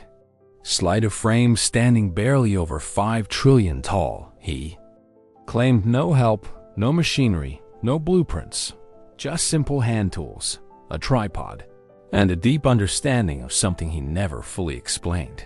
He never revealed his secrets. When asked how he moved the massive stones, he would only smile and say he had discovered the laws of weight and leverage, or as he once hinted, the secrets of the pyramids. But what were those secrets? Visitors and onlookers reported strange sights. Heavy stones seeming to float, a humming sound in the air, movements that seemed too smooth, too precise. Some speculate he may have used hidden pulleys or clever counterweights. Others believe he discovered a way to manipulate gravity or resonance, tuning into the natural frequencies of the coral itself to make it momentarily weightless. Leeds. Collins' writings offer cryptic clues. He left behind a series of pamphlets, magnetic current being the most well-known, in which he proposes alternative theories of magnetism and energy. He believed that all matter was held together by magnetic flow, not electrons. That the Earth itself was alive with unseen forces that could be harnessed with the right knowledge. Was it simply eccentric science or something more? Modern engineers continue to puzzle over how he accomplished such feats without cranes or powered tools. The stones were quarried from oolite limestone, a coral-based rock that is dense and abrasive, difficult to cut, heavier than it appears. To lift and maneuver blocks of this size would require machines capable of exerting enormous force. And yet, Leedscalen, working by lantern light in the quiet of the night, built an entire complex that has withstood hurricanes, decades of exposure, and the scrutiny of skeptics. The layout of Coral Castle is more than artistic. It appears intentional, possibly symbolic. The site is aligned with celestial events. The sundial tracks time with remarkable accuracy. Openings and angles throughout the compound suggest awareness of the equinoxes and solstices. Some researchers have proposed that the entire site functions as a kind of observatory or even a cosmic map, a message encoded in stone. Could Lead Kalen have rediscovered a lost principle of construction, one known to ancient builders from Giza to Cusco, and somehow forgotten in the modern age? Others note the striking similarities between Coral Castle and other megalithic sites. The tight interlocking joints, the massive precisely carved blocks, the uncanny alignment with astronomical patterns. Is it possible that Coral Castle, though modern in origin, stands as a bridge between eras, a faint echo of ancient knowledge briefly reborn? And then there's the question of why Leeds Colin claimed he built the castle for a lost love, a young woman who left him before they could marry. Some say Coral Castle is a monument to heartbreak, a lifelong poem written in stone. But perhaps it was more than grief that fueled his work. Perhaps it was an obsession with geometry, with resonance, with hidden forces beneath the surface of reality. Was Coral Castle merely the work of an inspired genius, a solitary labor of art and will? Or was it a proof of concept, evidence that the principles of ancient engineering are not lost, but simply waiting to be rediscovered? Today, Coral Castle remains open to the public, drawing thousands each year to marvel at its mysteries. The gate no longer turns. It had to be removed and rebalanced in the 1980s using modern cranes. Yet, it never functioned the same. The secrets of its construction were buried with Lead Kalen in 1951, and still the stones stand, silent, massive, immovable, not ancient, but timeless. And so we are left to wonder, what did Edward Lead truly discover in the silence of his Florida nights? Was he a man ahead of his time, or the last to remember something the rest of us forgot? What quiet knowledge lies hidden in plain sight, waiting to reshape the world we thought we understood? Across the rolling hills of Oxfordshire, England, where mist clings to the grasses and the wind whispers through ancient hedgerows, a figure stretches across the land, silent, enormous, and otherworldly, etched into the chalk hillside with elegant sweeping lines. The Uffington White Horse has gazed skyward for millennia. At over 110 meters long, its minimalist form, made of deeply cut trenches filled with crushed white chalk, appears best not from the ground, but from above, as if it were meant to be seen by something not bound to the earth. The design is not crude or primitive. It is abstract, fluid, almost modern in its geometry, a galloping form with exaggerated limbs and a long, graceful neck. For centuries, it was thought to be medieval or Roman in origin. But recent dating techniques have revealed something far more astonishing. The Alton White Horse was created sometime between 1380 and 550 BCE during Britain's late Bronze Age or early Iron Age. That makes it not only the oldest hill figure in the British Isles, but one of the oldest geoglyphs in the world. And yet, we still don't know who carved it or why. What culture in an age without aerial technology created an artwork only fully visible from the sky? What tools did they use? What knowledge did they hold that allowed for such large-scale, enduring precision? On a sloping, curved hillside with no known surveying equipment? And perhaps most importantly, what message were they trying to leave behind? Mainstream archaeology suggests that the Uffington horse may have had religious or ceremonial significance. It may have represented a tribal symbol, a deity, or a solar creature, perhaps tied to Celtic horse goddess Iona or earlier Indo-European traditions. The area surrounding the figure includes an Iron Age hill fort, burial mounds, and long barrows, hinting at deep ritual importance. But the scale and placement of the figure continue to provoke more questions than answers. Why here on this specific hill? Why this form? So deliberate, so stylized, and yet so enduring, surviving erosion and weather for over 3,000 years. Every generation has had to maintain it.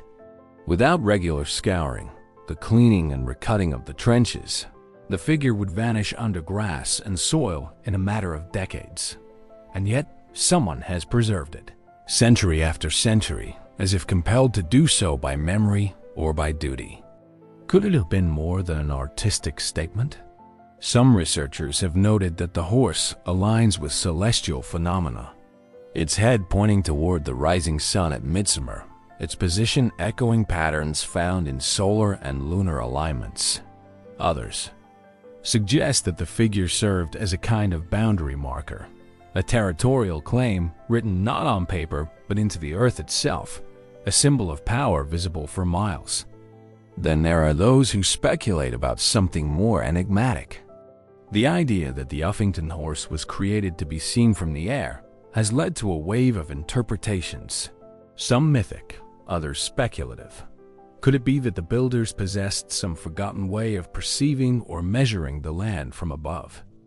Could the figure have been meant not for human eyes, but for the eyes of gods, or something else entirely? Some fringe theories even suggest that the white horse is a signal, a geoglyph created for aerial recognition, like the Nazca lines of Peru. Though thousands of miles apart, both the Nazca lines and the Uffington horse share similarities in their scale, simplicity, and visibility only from the sky. Is it mere coincidence? Or could they hint at a global tradition of Earth-based messages stretching across time and geography, left by cultures who understood or remembered something we no longer do? The horse's abstract form, strikingly modern in its aesthetic, has also baffled artists and historians alike. With no realistic rendering, no clear cultural parallels in local iconography, it seems to have sprung from a different logic altogether. Some believe it represents more than a horse, that it could be a constellation, a mythic creature, or even a symbolic equation carved in visual language. And the hill itself, White Horse Hill, holds secrets too.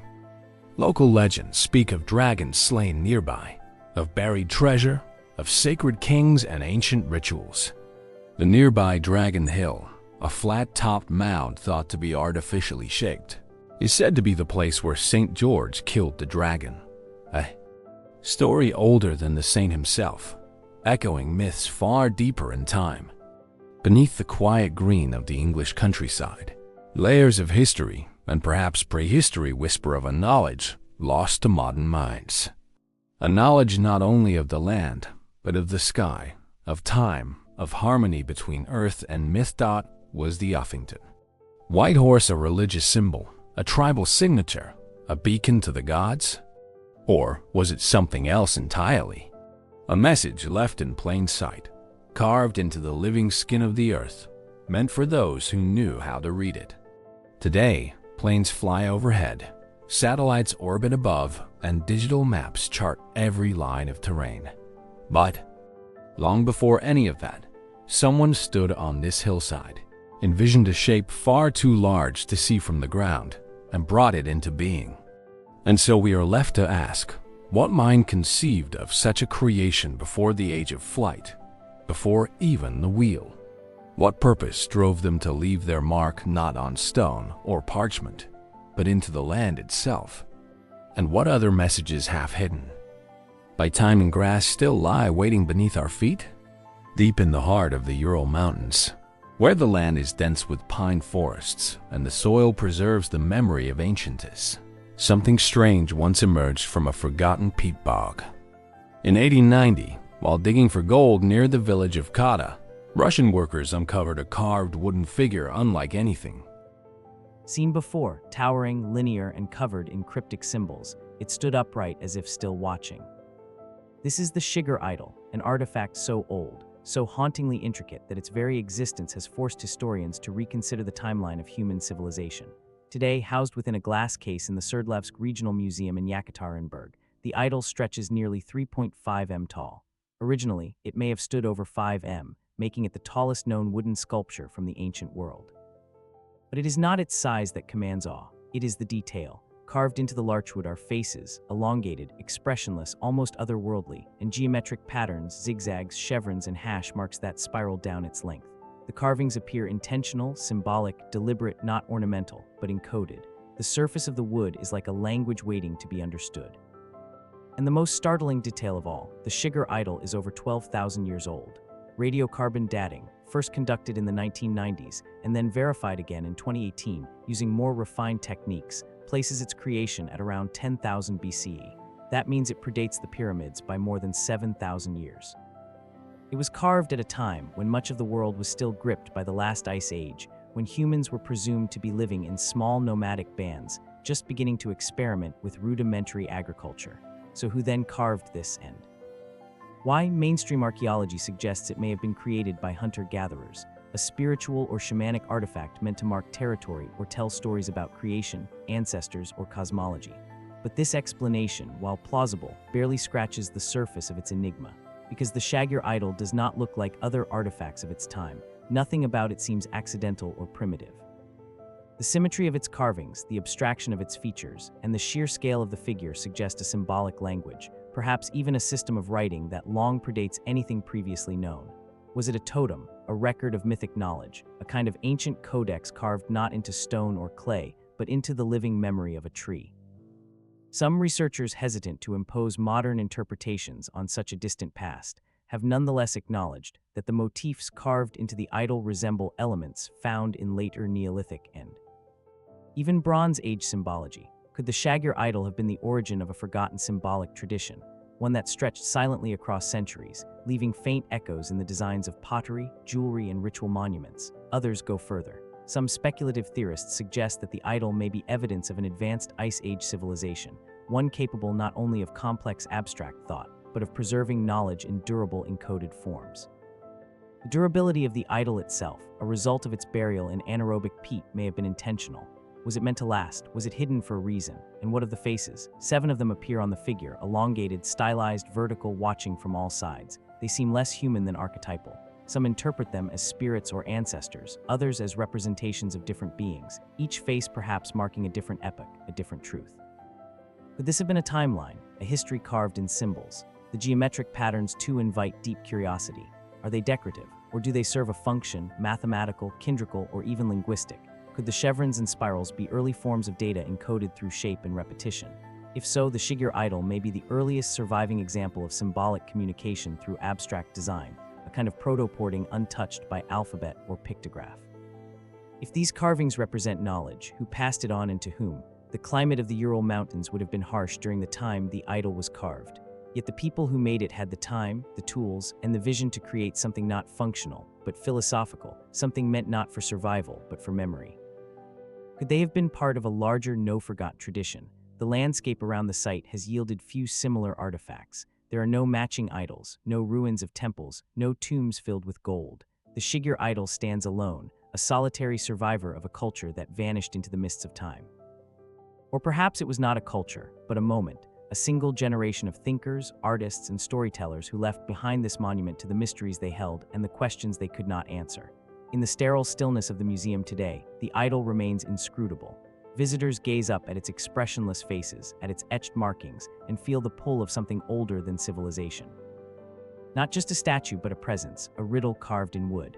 And so we are left to wonder, was the Shigir idol a spiritual totem, a lost language, a relic of a civilization too ancient to fit within the lines of recorded history?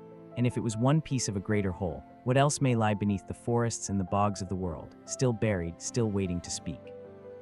In the mist-draped forests and coastal valleys of ancient Japan, long before the first emperors rose and the great Buddhist temples adorned the landscape, a different kind of civilization flourished quietly, persistently, and for thousands of years. Their presence remains carved in clay and buried beneath centuries of soil. This was the world of Jomon. Stretching as far back as 14,000 BCE, the Jomon period marks one of the longest continuous cultures in human history. The word Jomon means cord-marked, named for the intricate impressions left in the pottery they created, some of the oldest ceramics ever discovered on Earth. Their pots, adorned with swirling patterns and cold motifs, seem to belong not to the prehistoric but to the avant-garde. Elegant, complex, and often mysterious in form, they hint at a society that prized not only function, but form, symbol, and expression. And yet, the Jomon were once believed to be simple hunter-gatherers. For centuries, they were cast in the shadows of later, more centralized cultures like the Yei and the Yamato. But that story is beginning to change. Recent excavations across the Japanese archipelago have revealed a people far more advanced than previously imagined. Settlements like Sanai Maruyama in northern Honshu show evidence of large-scale architecture, permanent dwellings, storage pits, ceremonial buildings, and even roads. A city of over 500 people, thriving 5,500 years ago. Wooden posts once stood in tall alignments, possibly astronomical or spiritual in function. Layers of tools, ornaments, and ritual objects suggest not mere survival, but culture, community, complexity. What kind of society builds without needing to conquer? What kind of civilization lasts for 10,000 years without cities, empires, or war? And what knowledge might they have possessed? Among the most enigmatic of Jomon artifacts are the dog. Small clay figurines found across the country, many dating back over 7,000 years. They are not lifelike. Instead, they are stylized, symbolic. Some have enormous eyes, pointed heads, and strange body shapes. Some appear to wear suits or helmets. Many researchers believe they represent fertility, spiritual entities, or ancestors, but others see something more unusual. To the modern eye, certain dog figures resemble beings encased in advanced gear, wide goggled eyes, breastplates, articulated limbs. Are these purely symbolic forms or depictions of something remembered or witnessed? Mainstream archaeology interprets the dog through the lens of ritual, a visual language of the sacred and the domestic. Yet their uniformity and sheer strangeness raise deeper questions. Were they idols, healing totems, or records of something that once walked among the Jan people, something not entirely human? And then there are the stone circles. Japan's prehistoric stone circles, such as those at O and Kakino, date back thousands of years. Massive stone rings constructed with careful precision aligned to celestial events, summer solstices, lunar phases. These are not burial sites, but communal spaces, observatories perhaps, or ceremonial grounds attuned to the rhythms of the sky. How did a culture with no writing system, no metal tools, and no formal mathematics create such alignments? Was it careful observation alone, or the preservation of a deeper tradition, one perhaps shared with other ancient societies across the globe? Intriguingly, some Joan pottery and symbolism echoes patterns seen in other early civilizations.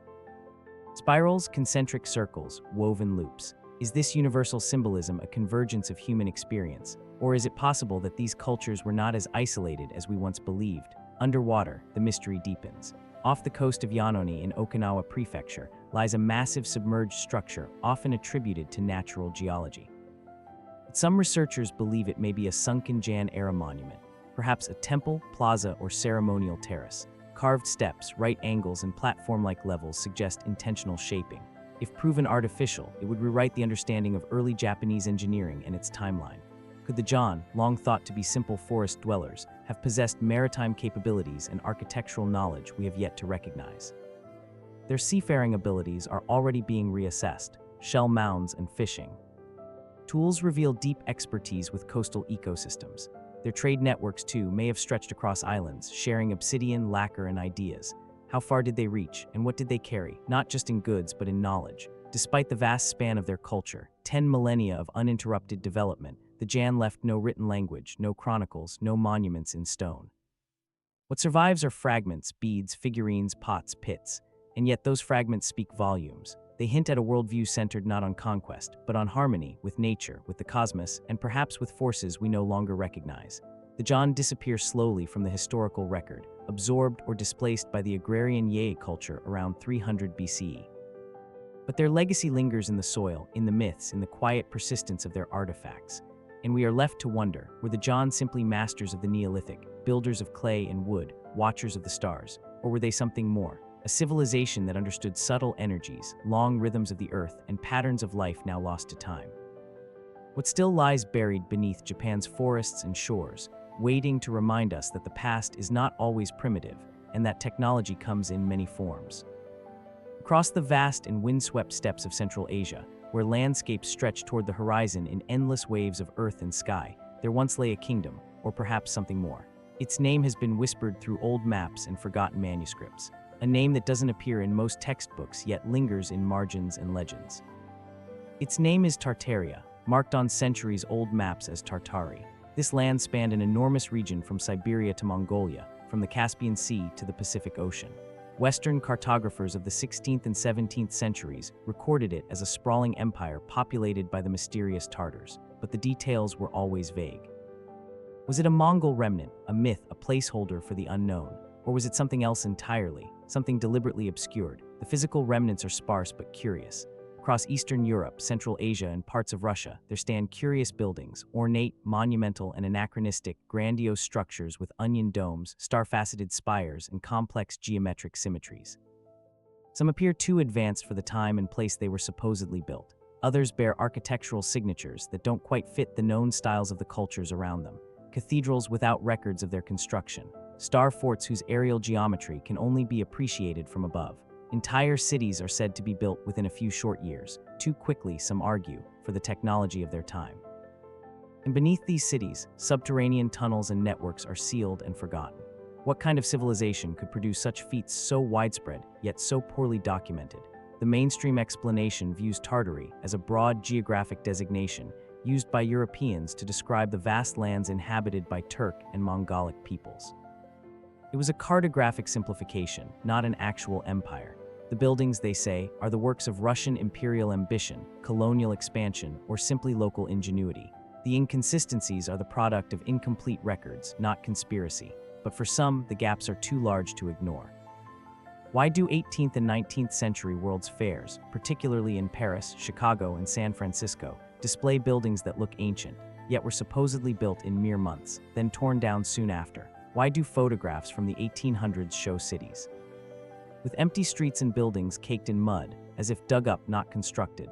Why do so many structures across Eurasia seem to share a strange and unified architectural language, yet have no shared history? This is where the mystery deepens, and where the theory of a lost Tartarian empire begins to take form. Some researchers propose that Tartaria was not merely a historical region, but the remnant of a global technologically advanced civilization, a society with knowledge of energy systems, possibly electromagnetic or etheric, harnessed through architecture itself. Buildings were not just shelters, but resonators. Domes, spires, and star-shaped layouts were not decorative. They were functional. Could the towers and ministers scattered across these regions have been part of a forgotten energy grid? Could the strange similarities between distant star forts point to a unified system of defense or something more metaphysical? The theory suggests that Tartaria harnessed free energy, not in the science fiction sense, but through principles of frequency, resonance, and atmospheric electricity. Proponents point to devices like Tesla coils and ancient atmospheric energy collectors, arguing that Tartarian architecture may have functioned in similar ways. And if such a civilization once existed, what happened to it? Here the story becomes shadowed. Some claim it was destroyed in a cataclysm, a flood, a fire, a war beyond recorded history. Others point to the idea of a reset, a systematic eraser of the past, followed by rewritten narratives, falsified timelines, and constructed empires laid over ancient ruins. Indeed, older maps are full of erased names, shifting borders, and inconsistencies. Place names disappear. Cities are renamed. Historical figures become composites or vanish altogether. In official histories, Tartary fades, transformed from a named empire to an archaic footnote. Was this mere evolution of knowledge or an intentional act of forgetting? Skeptics argue that the Tartaria narrative is built on misinterpretation, romanticism, and flawed evidence. That it is a mythology woven from architectural coincidence, mistranslated maps, and the human desire to believe in lost worlds. And yet the questions persist. Why do so many buildings from the 1800s exhibit what appears to be weathering far older than their recorded age? Why do so many ancient-looking structures contain features suggestive of high-precision stone cutting, even resonance-based technologies? And why, despite centuries of occupation, have certain regions yielded so few construction records, but so many signs of excavation? Perhaps the mystery of Tartaria is not about a single lost empire, but about something broader, the possibility that our collective story may be missing entire chapters, that civilizations may rise, fall, and vanish, not always with fire and noise, but with silence and omission. And so we are left to wonder, was Tartaria just a name on a forgotten map stretched across the blank spaces of old atlases? Or was it the final echo of a civilization that knew the earth and its energies in ways we no longer understand? If the remnants still stand, scattered across continents and buried beneath rewritten histories, what else remains to be uncovered, just beneath the surface of the story we've been told? In the far north, where the forests give way to icy fjords and the wind carries the scent of pine and salt, a mythic landscape emerges, half memory, half dream. Towering peaks rise like frozen sentinels. Aurora lights ripple across the black sky, and buried deep within sagas and runstones are echoes of a lost world. One that the Norse called Thule and the Greeks remembered as Hyperborean. Both names point north, not just geographically, but mythologically toward a place of eternal daylight far beyond the known world. a realm untouched by time, a land of peace, beauty, and unimaginable power. What was Hyperborea? And why do so many ancient traditions from the frozen shores of Scandinavia to the marble halls of Athens speak of it with such reverence as if recalling something real? The Norse myths preserved in texts like the poetic Ea and prose Edda are filled with tales of the gods, giants, and men who walked among them, but woven through these stories is something deeper, a cosmology that reaches beyond symbolism, 9 realms connected by a great cosmic tree, Yggdrasil, a system of worlds layered and interlining. The Aesir gods with their shining halls and advanced tools are described not just as divine, but as powerful and wise. Odin himself is not a god of brute force, but of secret knowledge, of runes, resonance, and otherworldly sight. Was this poetic metaphor or the fragmented memory of something more advanced? Consider Beast, the rainbow bridge connecting Midgard, the world of men, with Asgard, the realm of the gods, often depicted as a shimmering arc of light. Some have speculated whether it describes more than a celestial phenomenon.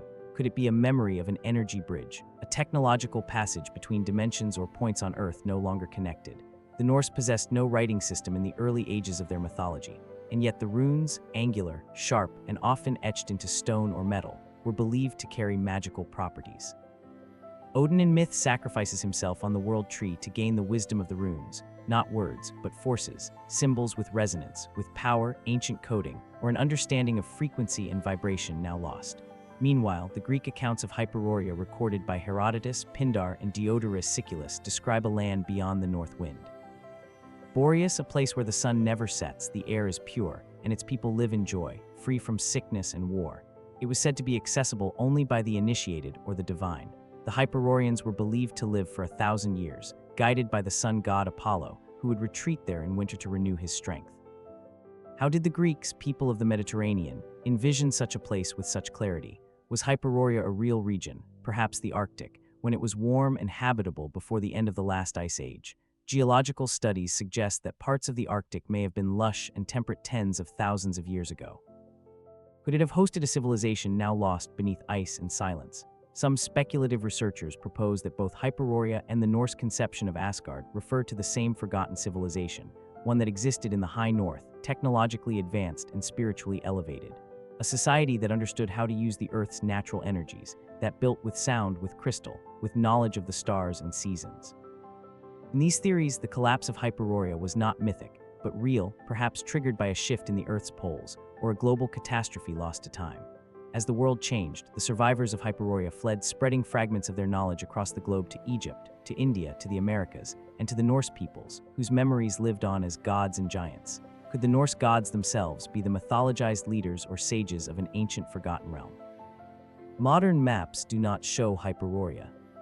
The Arctic is now a place of frozen oceans and drifting ice, but earlier maps, like Mercar's 16th century depiction, show strange land masses at the North Pole, 4 islands divided by rivers surrounding a central mountain, a formation that echoes the myth of a circular paradise at the roof of the world.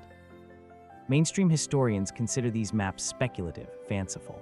Theories about Hyperborea and ancient advanced Norse cultures are often dismissed as pseudo-history, but the stories endure, the symbols remain, and scattered throughout Europe's oldest traditions are persistent references to a lost northern origin, a place not of frost and darkness, but of wisdom and light.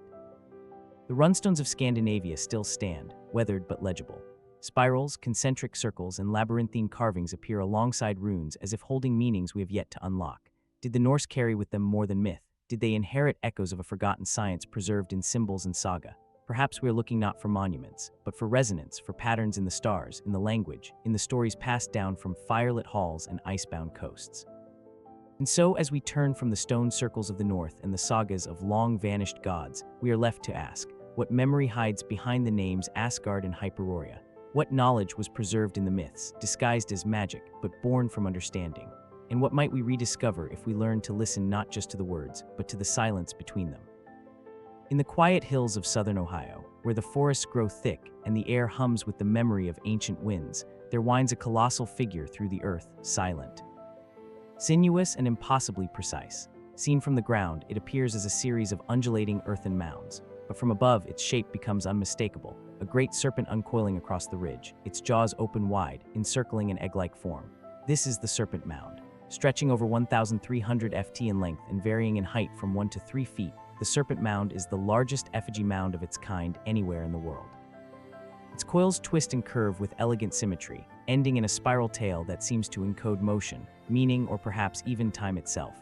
Who built this enormous figure, and for what purpose? But age is only part of the mystery. The Serpent Mound is not just a monument, it's an alignment. The curves of the serpent's body correspond to the lunar phases. Its head aligns almost perfectly with the setting sun on the summer solstice. The egg it appears to be swallowing may mark a solar event or something more symbolic. Creation, rebirth, cosmic cycles. Other points along its length align with solstices and equinoxes, suggesting not just knowledge of the sky, but a deep understanding of celestial mechanics. How did its builders achieve such accuracy without written records, telescopes, or modern instruments? How did they know where to place each curve, each angle, so that it echoed the turning of the heavens? And why a serpent? The serpent is a powerful and ancient symbol found in mythologies and sacred traditions across the world. In Mesoamerica, the plumed serpent Quetzalcoatl was a god of knowledge and the stars.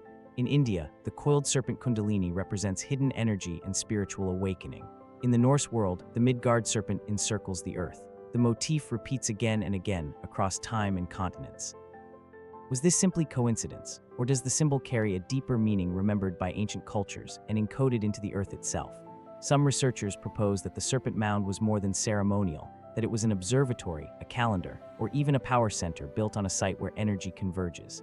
The mound rests on the edge of a massive geological anomaly, a crypto-explosion structure or ancient impact site. The underlying rock is fractured and uplifted, suggesting the region was shaped by a tremendous force long ago. Could the builders have chosen this site for that reason? Did they sense something in the land? Magnetic fields, subtle vibrations, the residue of cataclysm.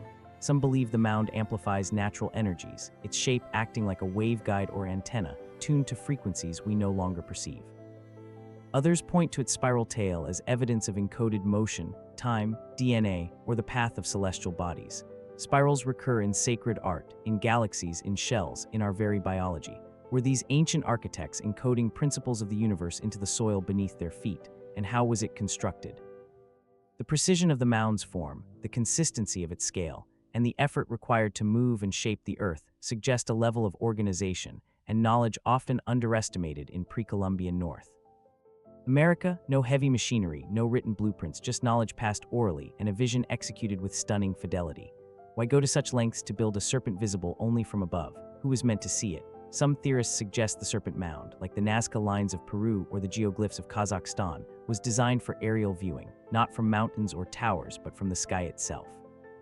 Was it meant for the gods, for spirits, or for something else? Mainstream scholars remain skeptical of such ideas, and rightly so. Yet, the mystery persists. The Serpent Mound does not quite fit the patterns of known indigenous burials or settlements. No artifacts of daily life were found within the mound. No bones, no tools, just the shape, the presence of the serpent itself.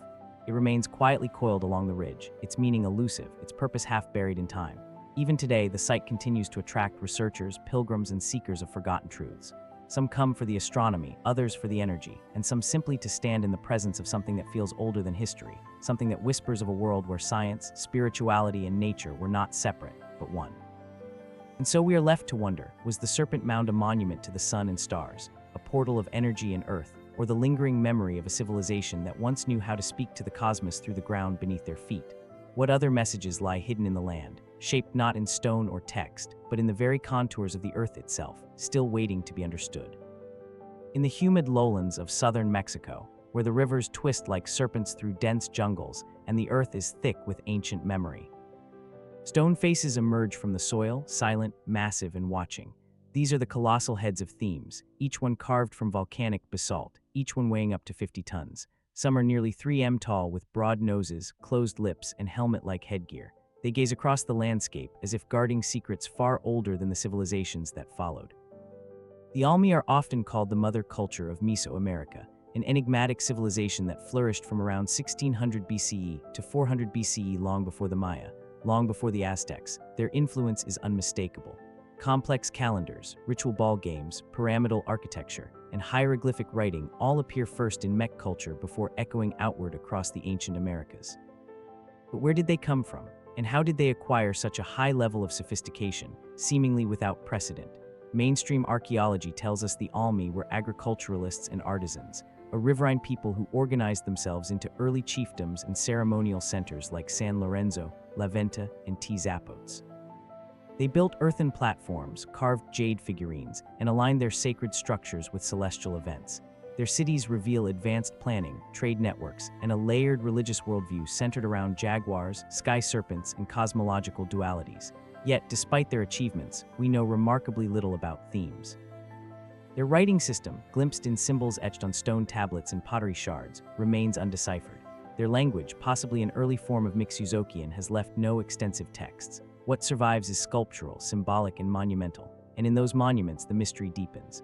The colossal heads found far from any known quarries suggest transportation methods far beyond what was thought possible for a people without the wheel, without draft animals, and without metal tools. The basalt used to carve them was sourced from the Tuxtla Mountains over 50 m from some of the sites where the heads now rest. How were they moved? Floated on rafts, hauled by coordinated teams. Even with the best theories, the logistics remain daunting. And then there's the artistry. Each head is unique, thought to represent individual rulers or revered figures, but all share a striking realism and an expression of quiet intensity. The craftsmanship is precise, confident, deliberate. How did the Mex develop the skills and tools to sculpt such massive forms with such detail? Speculative thinkers have proposed more radical ideas. Some note the uncanny resemblance of the heads features to those of African, Polynesian, or even Southeast Asian peoples, raising the controversial possibility of pre-Columbian trans-oceanic contact. Others point to the helmets interpreted by some as protective gear or symbolic headdresses, but by others as something stranger. Could they depict advanced technology, headgear of unknown function? Some go further still, suggesting the heads memorialize visitors from another world. Of course, there is no hard evidence to support such claims. And yet the Almi remain tantalizingly elusive. Their sudden appearance as a complex society, their use of magnetic stone compasses, and their alignment of ceremonial sites to solstices and celestial points all hint at a level of knowledge we do not fully understand. One particularly curious artifact, the so-called Cascadal block, discovered in the early 2000s, contains symbols that may represent the oldest known writing in the Americas. Though its authenticity is debated, the block's flowing script, if real, could suggest a sophisticated written tradition that has yet to be fully uncovered. The Almi also understood earth and energy in subtle ways. Many of their artifacts are made of magnetite, a naturally magnetic mineral. In fact, some archaeologists believe Themes may have been the first people to discover and utilize magnetism. Did they use it purely for symbolic purposes, or could it have had a more functional role, perhaps in navigation, orientation, or even something we can't yet imagine? The layout of their sacred sites may offer additional clues. At El Venta, massive stone altars, buried mosaics, and carefully oriented complexes suggest a symbolic mapping of the cosmos. Some researchers believe the site encodes astronomical cycles, including lunar standstills and planetary alignments. Was this merely for ritual, or did the meme possess a deeper knowledge of the sky, perhaps inherited from an even older tradition? And what of the figures themselves? Almi CH statues often depict beings with almond-shaped eyes, open mouths, and elongated skulls, sometimes with serpentine or amphibian features. Were these purely mythical creatures or stylized representations of entities remembered from a distant past? In the jungle's silence, surrounded by colossal stone faces and the buried remnants of temples and plazas, it's easy to feel the presence of something lost, something that once was and is no longer, a civilization that rose with grace and order, then vanished into obscurity, leaving behind only stone and mystery. What knowledge did Themes possess that we have yet to rediscover? Were they truly the first or simply the latest in a long line of forgotten builders? And as we unearth more of their legacy, what other voices from the ancient world might begin to speak again? What else lies beneath the earth, waiting to reshape everything we thought we knew about the beginning? Far out in the South Pacific Ocean, isolated by thousands of miles of open water, lies a sliver of volcanic rock barely visible on the map.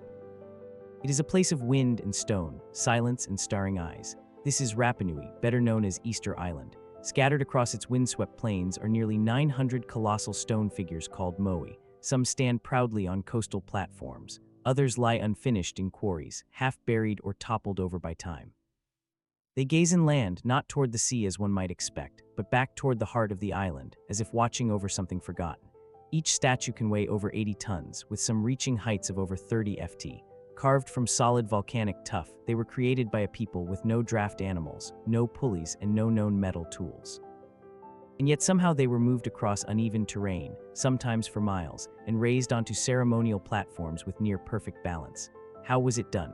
Mainstream theories suggest a system of ropes, logs, and manpower. Teams of islanders walking the statues upright, shuffling them across the landscape with coordinated force. It's a compelling image, and small-scale experiments have had partial success. But critics argue the physics remain daunting, especially when considering the sheer number of moai, their fragile necks, and the steep, sometimes muddy slopes they would have crossed. The islanders themselves, in oral tradition, speak of something else. The moai, they say, walked. They were animated, moved by spiritual energy, mana, channeled by priestly power or sacred chants, myth, metaphor, or a veiled memory of forgotten technology, ritual-based, energetic, and incomprehensible to modern minds. Even stranger is what lies beneath the soil. For decades, only the heads of the moai were visible, leading many to believe they were partial statues. But excavation revealed that most have full bodies, arms, torsos, intricate carvings etched into their backs, buried over centuries by erosion and time. Why were so many left half-finished? Why are dozens still embedded in the quarry at Rano Raraku, as if abandoned mid-process? Some researchers suggest a sudden collapse of society halted the work. Others believe the quarry itself was sacred, its statues never meant to leave, but still, others ask a more provocative question. Were these efforts interrupted or intentionally frozen? The mystery doesn't stop with the statues. The AU platforms, stone foundations upon which many moai stand, are megalithic in their own right. Massive slabs of stone fitted together with remarkable precision, some with interlocking joints and beveled edges reminiscent of sites thousands of miles away, like those in Peru or Egypt. Could this be a case of parallel development, or might there have once been shared knowledge that traveled across oceans long before recorded history says it could? Then there is the enigmatic script of Rapa Nui, Rangorango carved into wooden tablets in looping glyphs. Rangorango is one of the world's only known written systems to emerge independently, and it remains undeciphered. Some believe it to be a mnemonic device, a symbolic representation of chants or genealogy. Others argue it holds astronomical data, religious codices, or even scientific principles now lost. What culture on an island so isolated developed a script so complex, and how did they lose it? One theory is collapse, ecological or social. According to this view, deforestation, overpopulation, and inter-island conflict eroded the fabric of Rapa Nui society. But others challenge this narrative. Recent studies suggest the islanders adapted far better than once thought, and that the true devastation came only with European contact, disease, slave raids, and cultural suppression. If the knowledge was not lost in chaos, could it have been hidden? The moai were not mere decorations. They were in the belief of the islanders' repositories of spirit. Ancestors were eternal, their presence encoded in stone. They were placed with ritual, aligned with stars, seasons, and the flow of life. Was this symbolic or functional? Could the statues have once been part of a greater system, energetic, geomantic, even technological? A few fringe researchers have gone further, suggesting the moai may have interacted with telluric currents. Magnetic fields or subtle energies, acting not only as spiritual icons but as ancient machines. There is no hard evidence to support this, but the theory persists, fueled by the site's enigmatic layout and the island's deep oral lore. In the quiet hills of Rapa Nui, where the wind still whispers through grass and volcanic stone, the mystery remains palpable. The moai continue to stand, weathered but unyielding, their blank eyes watching not the sea but something behind us, something already past. Were they guardians of memory, pillars of a forgotten science, echoes of a civilization that understood the land, the sky, and the self in ways we no longer can? And if so, what was the price of forgetting? As we look out over the island's silent fields, where stone giants lie dreaming in the earth, we are left with a question. What knowledge sleeps beneath the surface of this place, waiting like the buried torsos of the moai to be uncovered once more? In the misty dawn of China's ancient heartland, before the rise of emperors and the forging of dynasties, legends stir like smoke drifting over the Yellow River.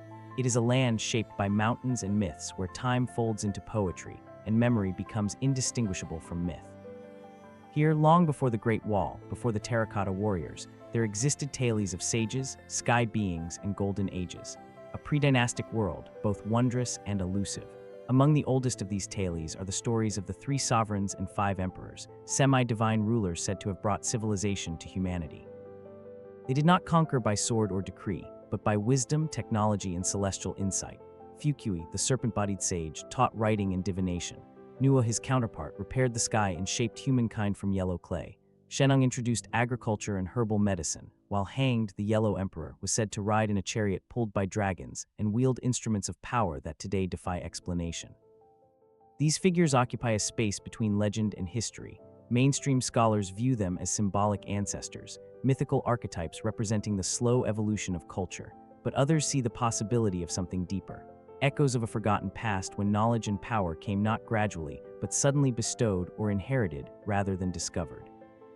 Could China's pre-dynastic legends point to an earlier advanced civilization now lost to time? Some clues lie in the land itself. High in the mountains of Qinghai, near the desolate shores of Lake Tasin, sits an enigmatic structure known as the Beiyang Pipes. Dozens of pipe-like formations protrude from the rock and into the lake, embedded in both the mountain and the earth around it. They are hollow, branching, and irregular in their arrangement, some as wide as a human arm. Tests have revealed that the material contains high levels of iron and traces of unknown compounds, with some tubes showing remarkable resistance to corrosion. The formations, while possibly natural, bear uncanny similarities to industrial remnants. Theories abound. Could they be the remains of an ancient hydraulic system, a natural phenomenon, or something else entirely? Perhaps the remnants of an infrastructure built by a culture now erased from the surface of history. Further east in the Loess Plateau, mysterious carved discs were discovered in the 1930s and later detailed by Chinese researchers. Known as the Dropa stones, each is a thin granite disc with a central hole and finely etched grooves that spiral toward the center. Grooves that some believe contain microscopic inscriptions.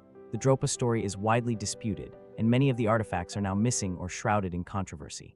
Yet the legend persists, speaking of star beings who crash-landed in the region and lived among the early peoples of the highlands, beings with great knowledge but no way home.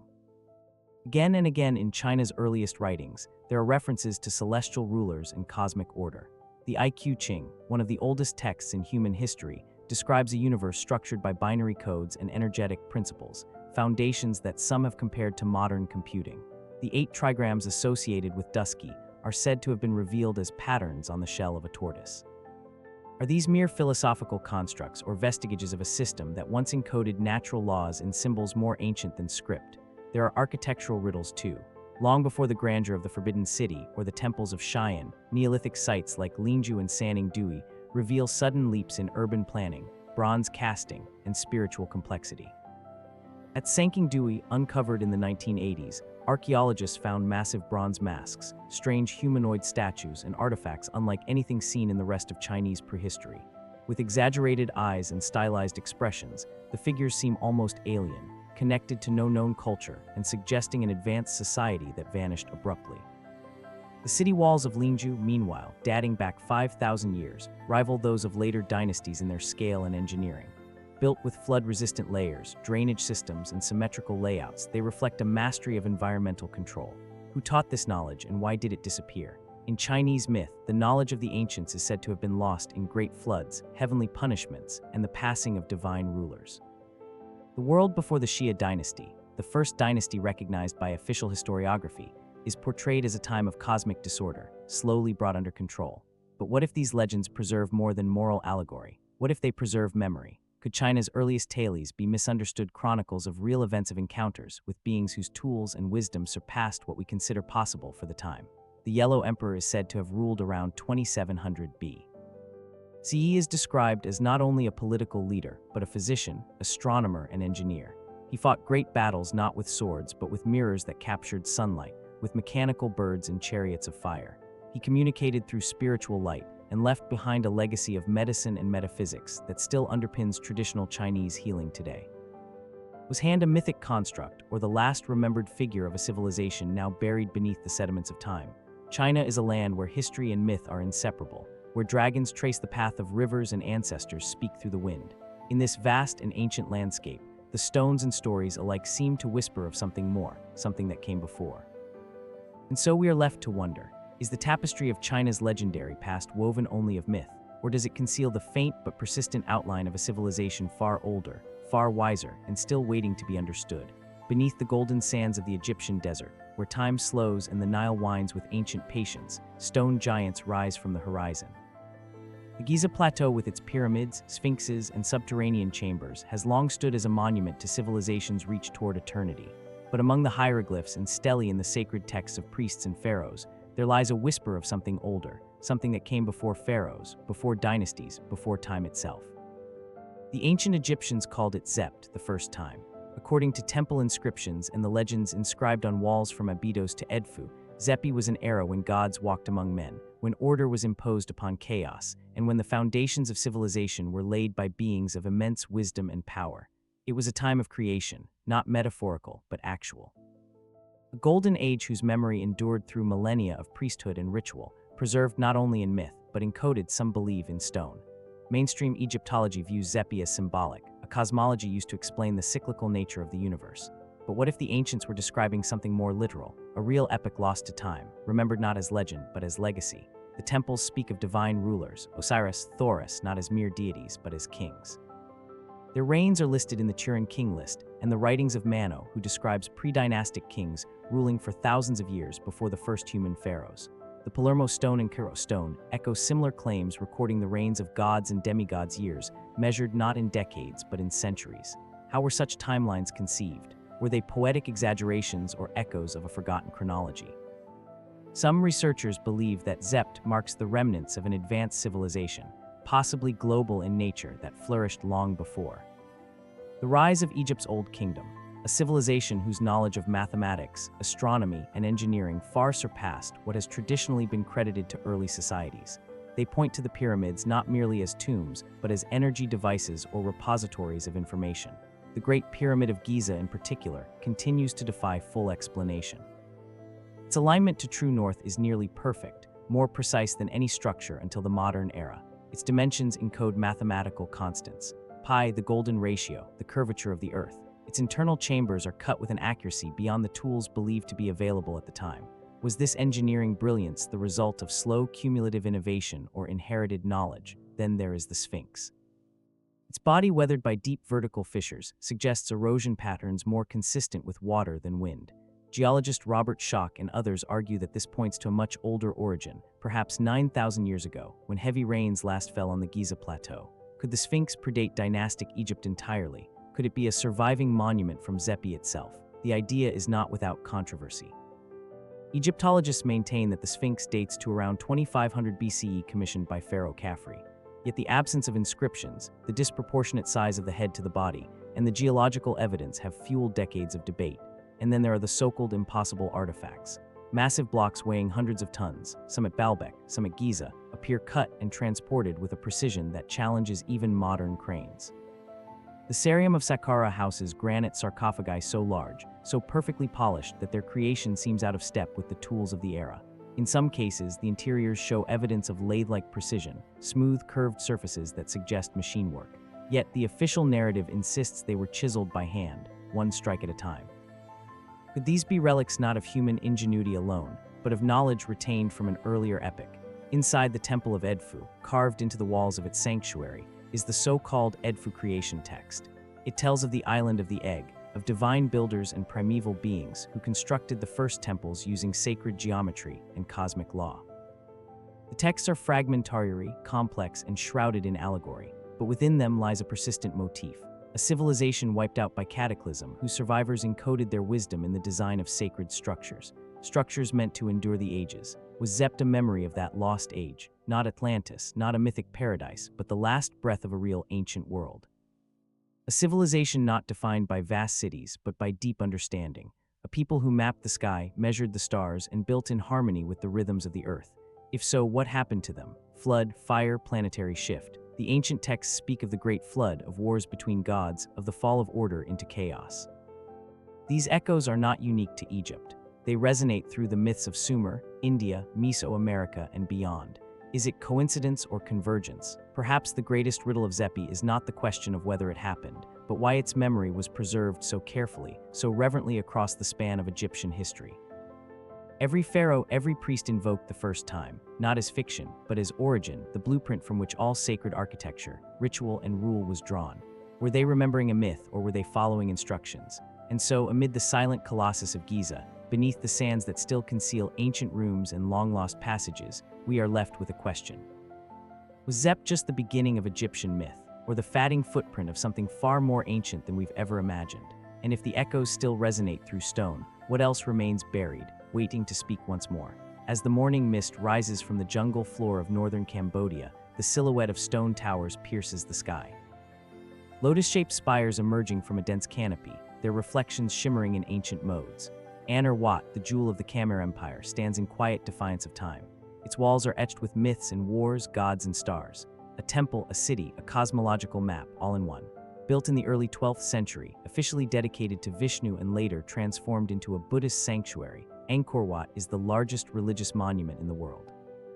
But beyond its grandeur lies a web of unanswered questions about scale, purpose, and technological prowess that appears to surpass its age.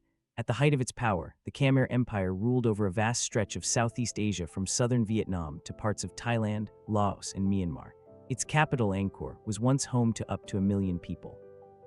An urban center larger than any city on Earth at the time. Hidden beneath the jungle, only recently revealed through LAR scans, lies an immense network of roads, canals, reservoirs, and hydraulic systems, evidence of a complex civilization with an advanced understanding of water management, engineering, and urban planning. How did they do it? The Khmer didn't have modern machinery, cranes, or iron tools. And yet they moved sandstone blocks, some weighing up to 1.5 tons, over long distances, carving and fitting them with precision so fine that some joints require no mortar. The city's orientation, the alignment of towers and causeways, and the relationship between buildings mirror celestial bodies with eerie accuracy. Angkor Wat itself is aligned to the equinoxes. Its central axis points directly west, an unusual orientation for a Hindu temple. Was this merely symbolic, or did it serve a functional purpose, perhaps tracking cosmic cycles, mapping time, or something more? The temple's bas-reliefs tell stories of gods and demons, battles, and divine orders. But among the carvings is something stranger. Hidden high on one of the walls, a small depiction of what appears to be a stegosaurus, an animal unknown to science until the 19th century, supposedly extinct for over 60 million years. Most scholars dismiss it as coincidental, a stylized creature misinterpreted by modern eyes, but it remains one of many curiosities carved into the ancient stones. And then there is the water. The hydraulic engineering of Angkor is staggering in its scale. Barace, giant rectangular reservoirs, stretch for miles, collecting and distributing water across the city. Moats, canals, and ponds form a system so intricate it allowed the Khmer to farm year-round, even through monsoons and droughts. Some scholars suggest the system also helped regulate temperature, manage silt, and prevent disease. Others suspect it had ritual or cosmological significance mirroring the mythic oceans that surround Mount Meru, the sacred axis of the universe in Hindu and Buddhist cosmology. Could this system have also functioned in ways we do not yet understand? When viewed from above, the layout of Angkor takes on new meaning. Some researchers believe it reflects a mandala, a sacred geometric diagram designed to harmonize space and spirit.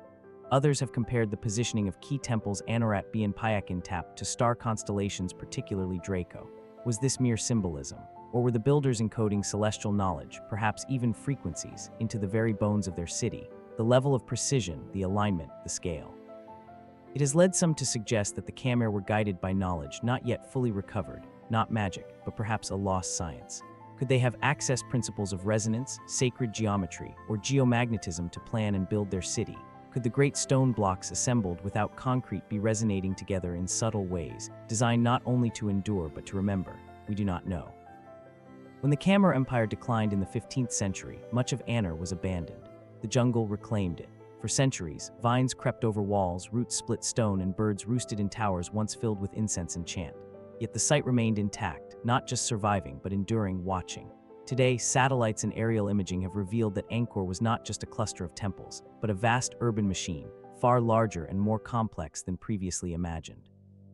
Underground structures, previously invisible to the naked eye, suggest the Khmer were building not only outward but downward. Subterranean channels, buried chambers, and forgotten paths, some yet to be excavated. What might still lie hidden beneath the surface? Was the Khmer Empire simply a great civilization, remarkable for its time, yet within the bounds of conventional history? Or did it inherit knowledge from an older source, something whispered through myth and stone, something long since erased from official records? The stories endure of Diras, god-kings who channeled divine authority, of temples built overnight by celestial beings, of sacred stones that could speak and reservoirs that glowed under moonlight. Dismissed as legend perhaps, but in the heat and silence of Angkor's courtyards, the line between story and memory begins to blur. And so we are left to ask, was Angkor Wat merely a monument to devotion? Or was it something more? A gateway, a code, a machine for aligning earth and sky? What legacy did the Khmer leave behind, etched into stone and buried beneath root and ruin? And if their knowledge still lingers dormant but waiting, what might it reveal, once we learn how to see it? In the stark beauty of the American Southwest, where red sandstone cliffs rise like ancient sentinels and wind whispers through canyons carved by time, ruins lie tucked into alcoves of rock, high, unreachable, and perfectly placed. These are the remnants of a people long vanished, a people we call the ancestral Balons, or as they were once known, the Anasazi. Their homes are carved directly into the face of the earth, multi-story cliff dwellings with fine masonry and T-shaped doorways clinging to the walls of Mesa Verde, Chaco Canyon, and Canyon Dieli. They built great kas, circular subterranean chambers used for ceremony, communion, and perhaps something more. Their roads were straight and unbroken, stretching across vast expanses of desert, cutting through canyons, mesas, and even stone itself. Not for trade, not for ease, but aligned perfectly with celestial events and sacred geography. Why? Mainstream archaeology tells us the ancestral Puebloans were a brilliant and adaptive culture. Between 500,300 CE, they developed sophisticated agriculture, astronomy, and architecture. They mapped the skies, tracked solstices and equinoxes, and embedded cosmology into their daily lives. Their communities, especially at Chaco Canyon, were carefully designed, aligned not just to the sun and moon, but to something deeper, perhaps even planetary cycles. But many questions remain. Chaco Canyon in present-day New Mexico is one of the most enigmatic of their sites. Here, the ancestral Balkans built massive great houses, multi-story complexes with hundreds of rooms and thick sandstone walls out of more than 200,000 trees and millions of sandstone blocks. The effort required would have demanded intense organization, planning, and a shared vision across generations. Yet there is no evidence of a centralized government, no palaces, no known ruling elite. How was such coordination achieved and what was it all for? Bolo Bonito, the largest great house at Choco, is a D-shaped structure with over 600 rooms, some carefully plastered and painted. Its layout, when viewed from above, seems almost schematic, mathematical, as if it were not just a village, but a diagram. Some researchers believe it reflects a solar calendar. Others see lunar alignments, specifically the 18.6-year lunar standstill, a cycle so subtle and complex that even modern astronomers rarely track it unaided. How did the ancestral Balkans know? On Fajab, but a solitary sandstone formation within Choco Canyon, 3 massive slabs of stone lean against the cliff face. Behind them, a spiral petroglyph is carved into the wall. Twice a year on the summer and winter solstices, a shaft of sunlight pierces the rock and perfectly bisects the spiral. At other times, it aligns differently, marking the lunar cycles. Known as the sun dagger, this site functions as an astronomical instrument built, calibrated, and preserved without metal, without written language, without modern tools. Coincidence or evidence of ancient precision. And then there are the roads. Over 180 m of engineered roads radiate from Chaco Canyon Arrow Strait, some as wide as 30 ft, seemingly indifferent to topography.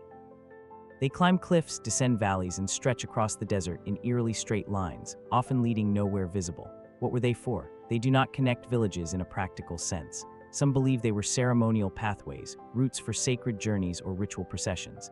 Others suggest they formed part of a larger energetic grid, channels of movement, perhaps even resonance.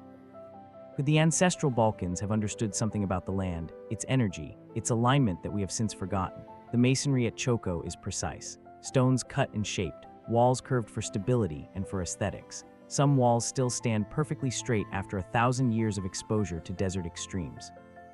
At a time when Europe struggled in the medieval dark, these desert engineers mastered harmony between form and function, cosmos and earth.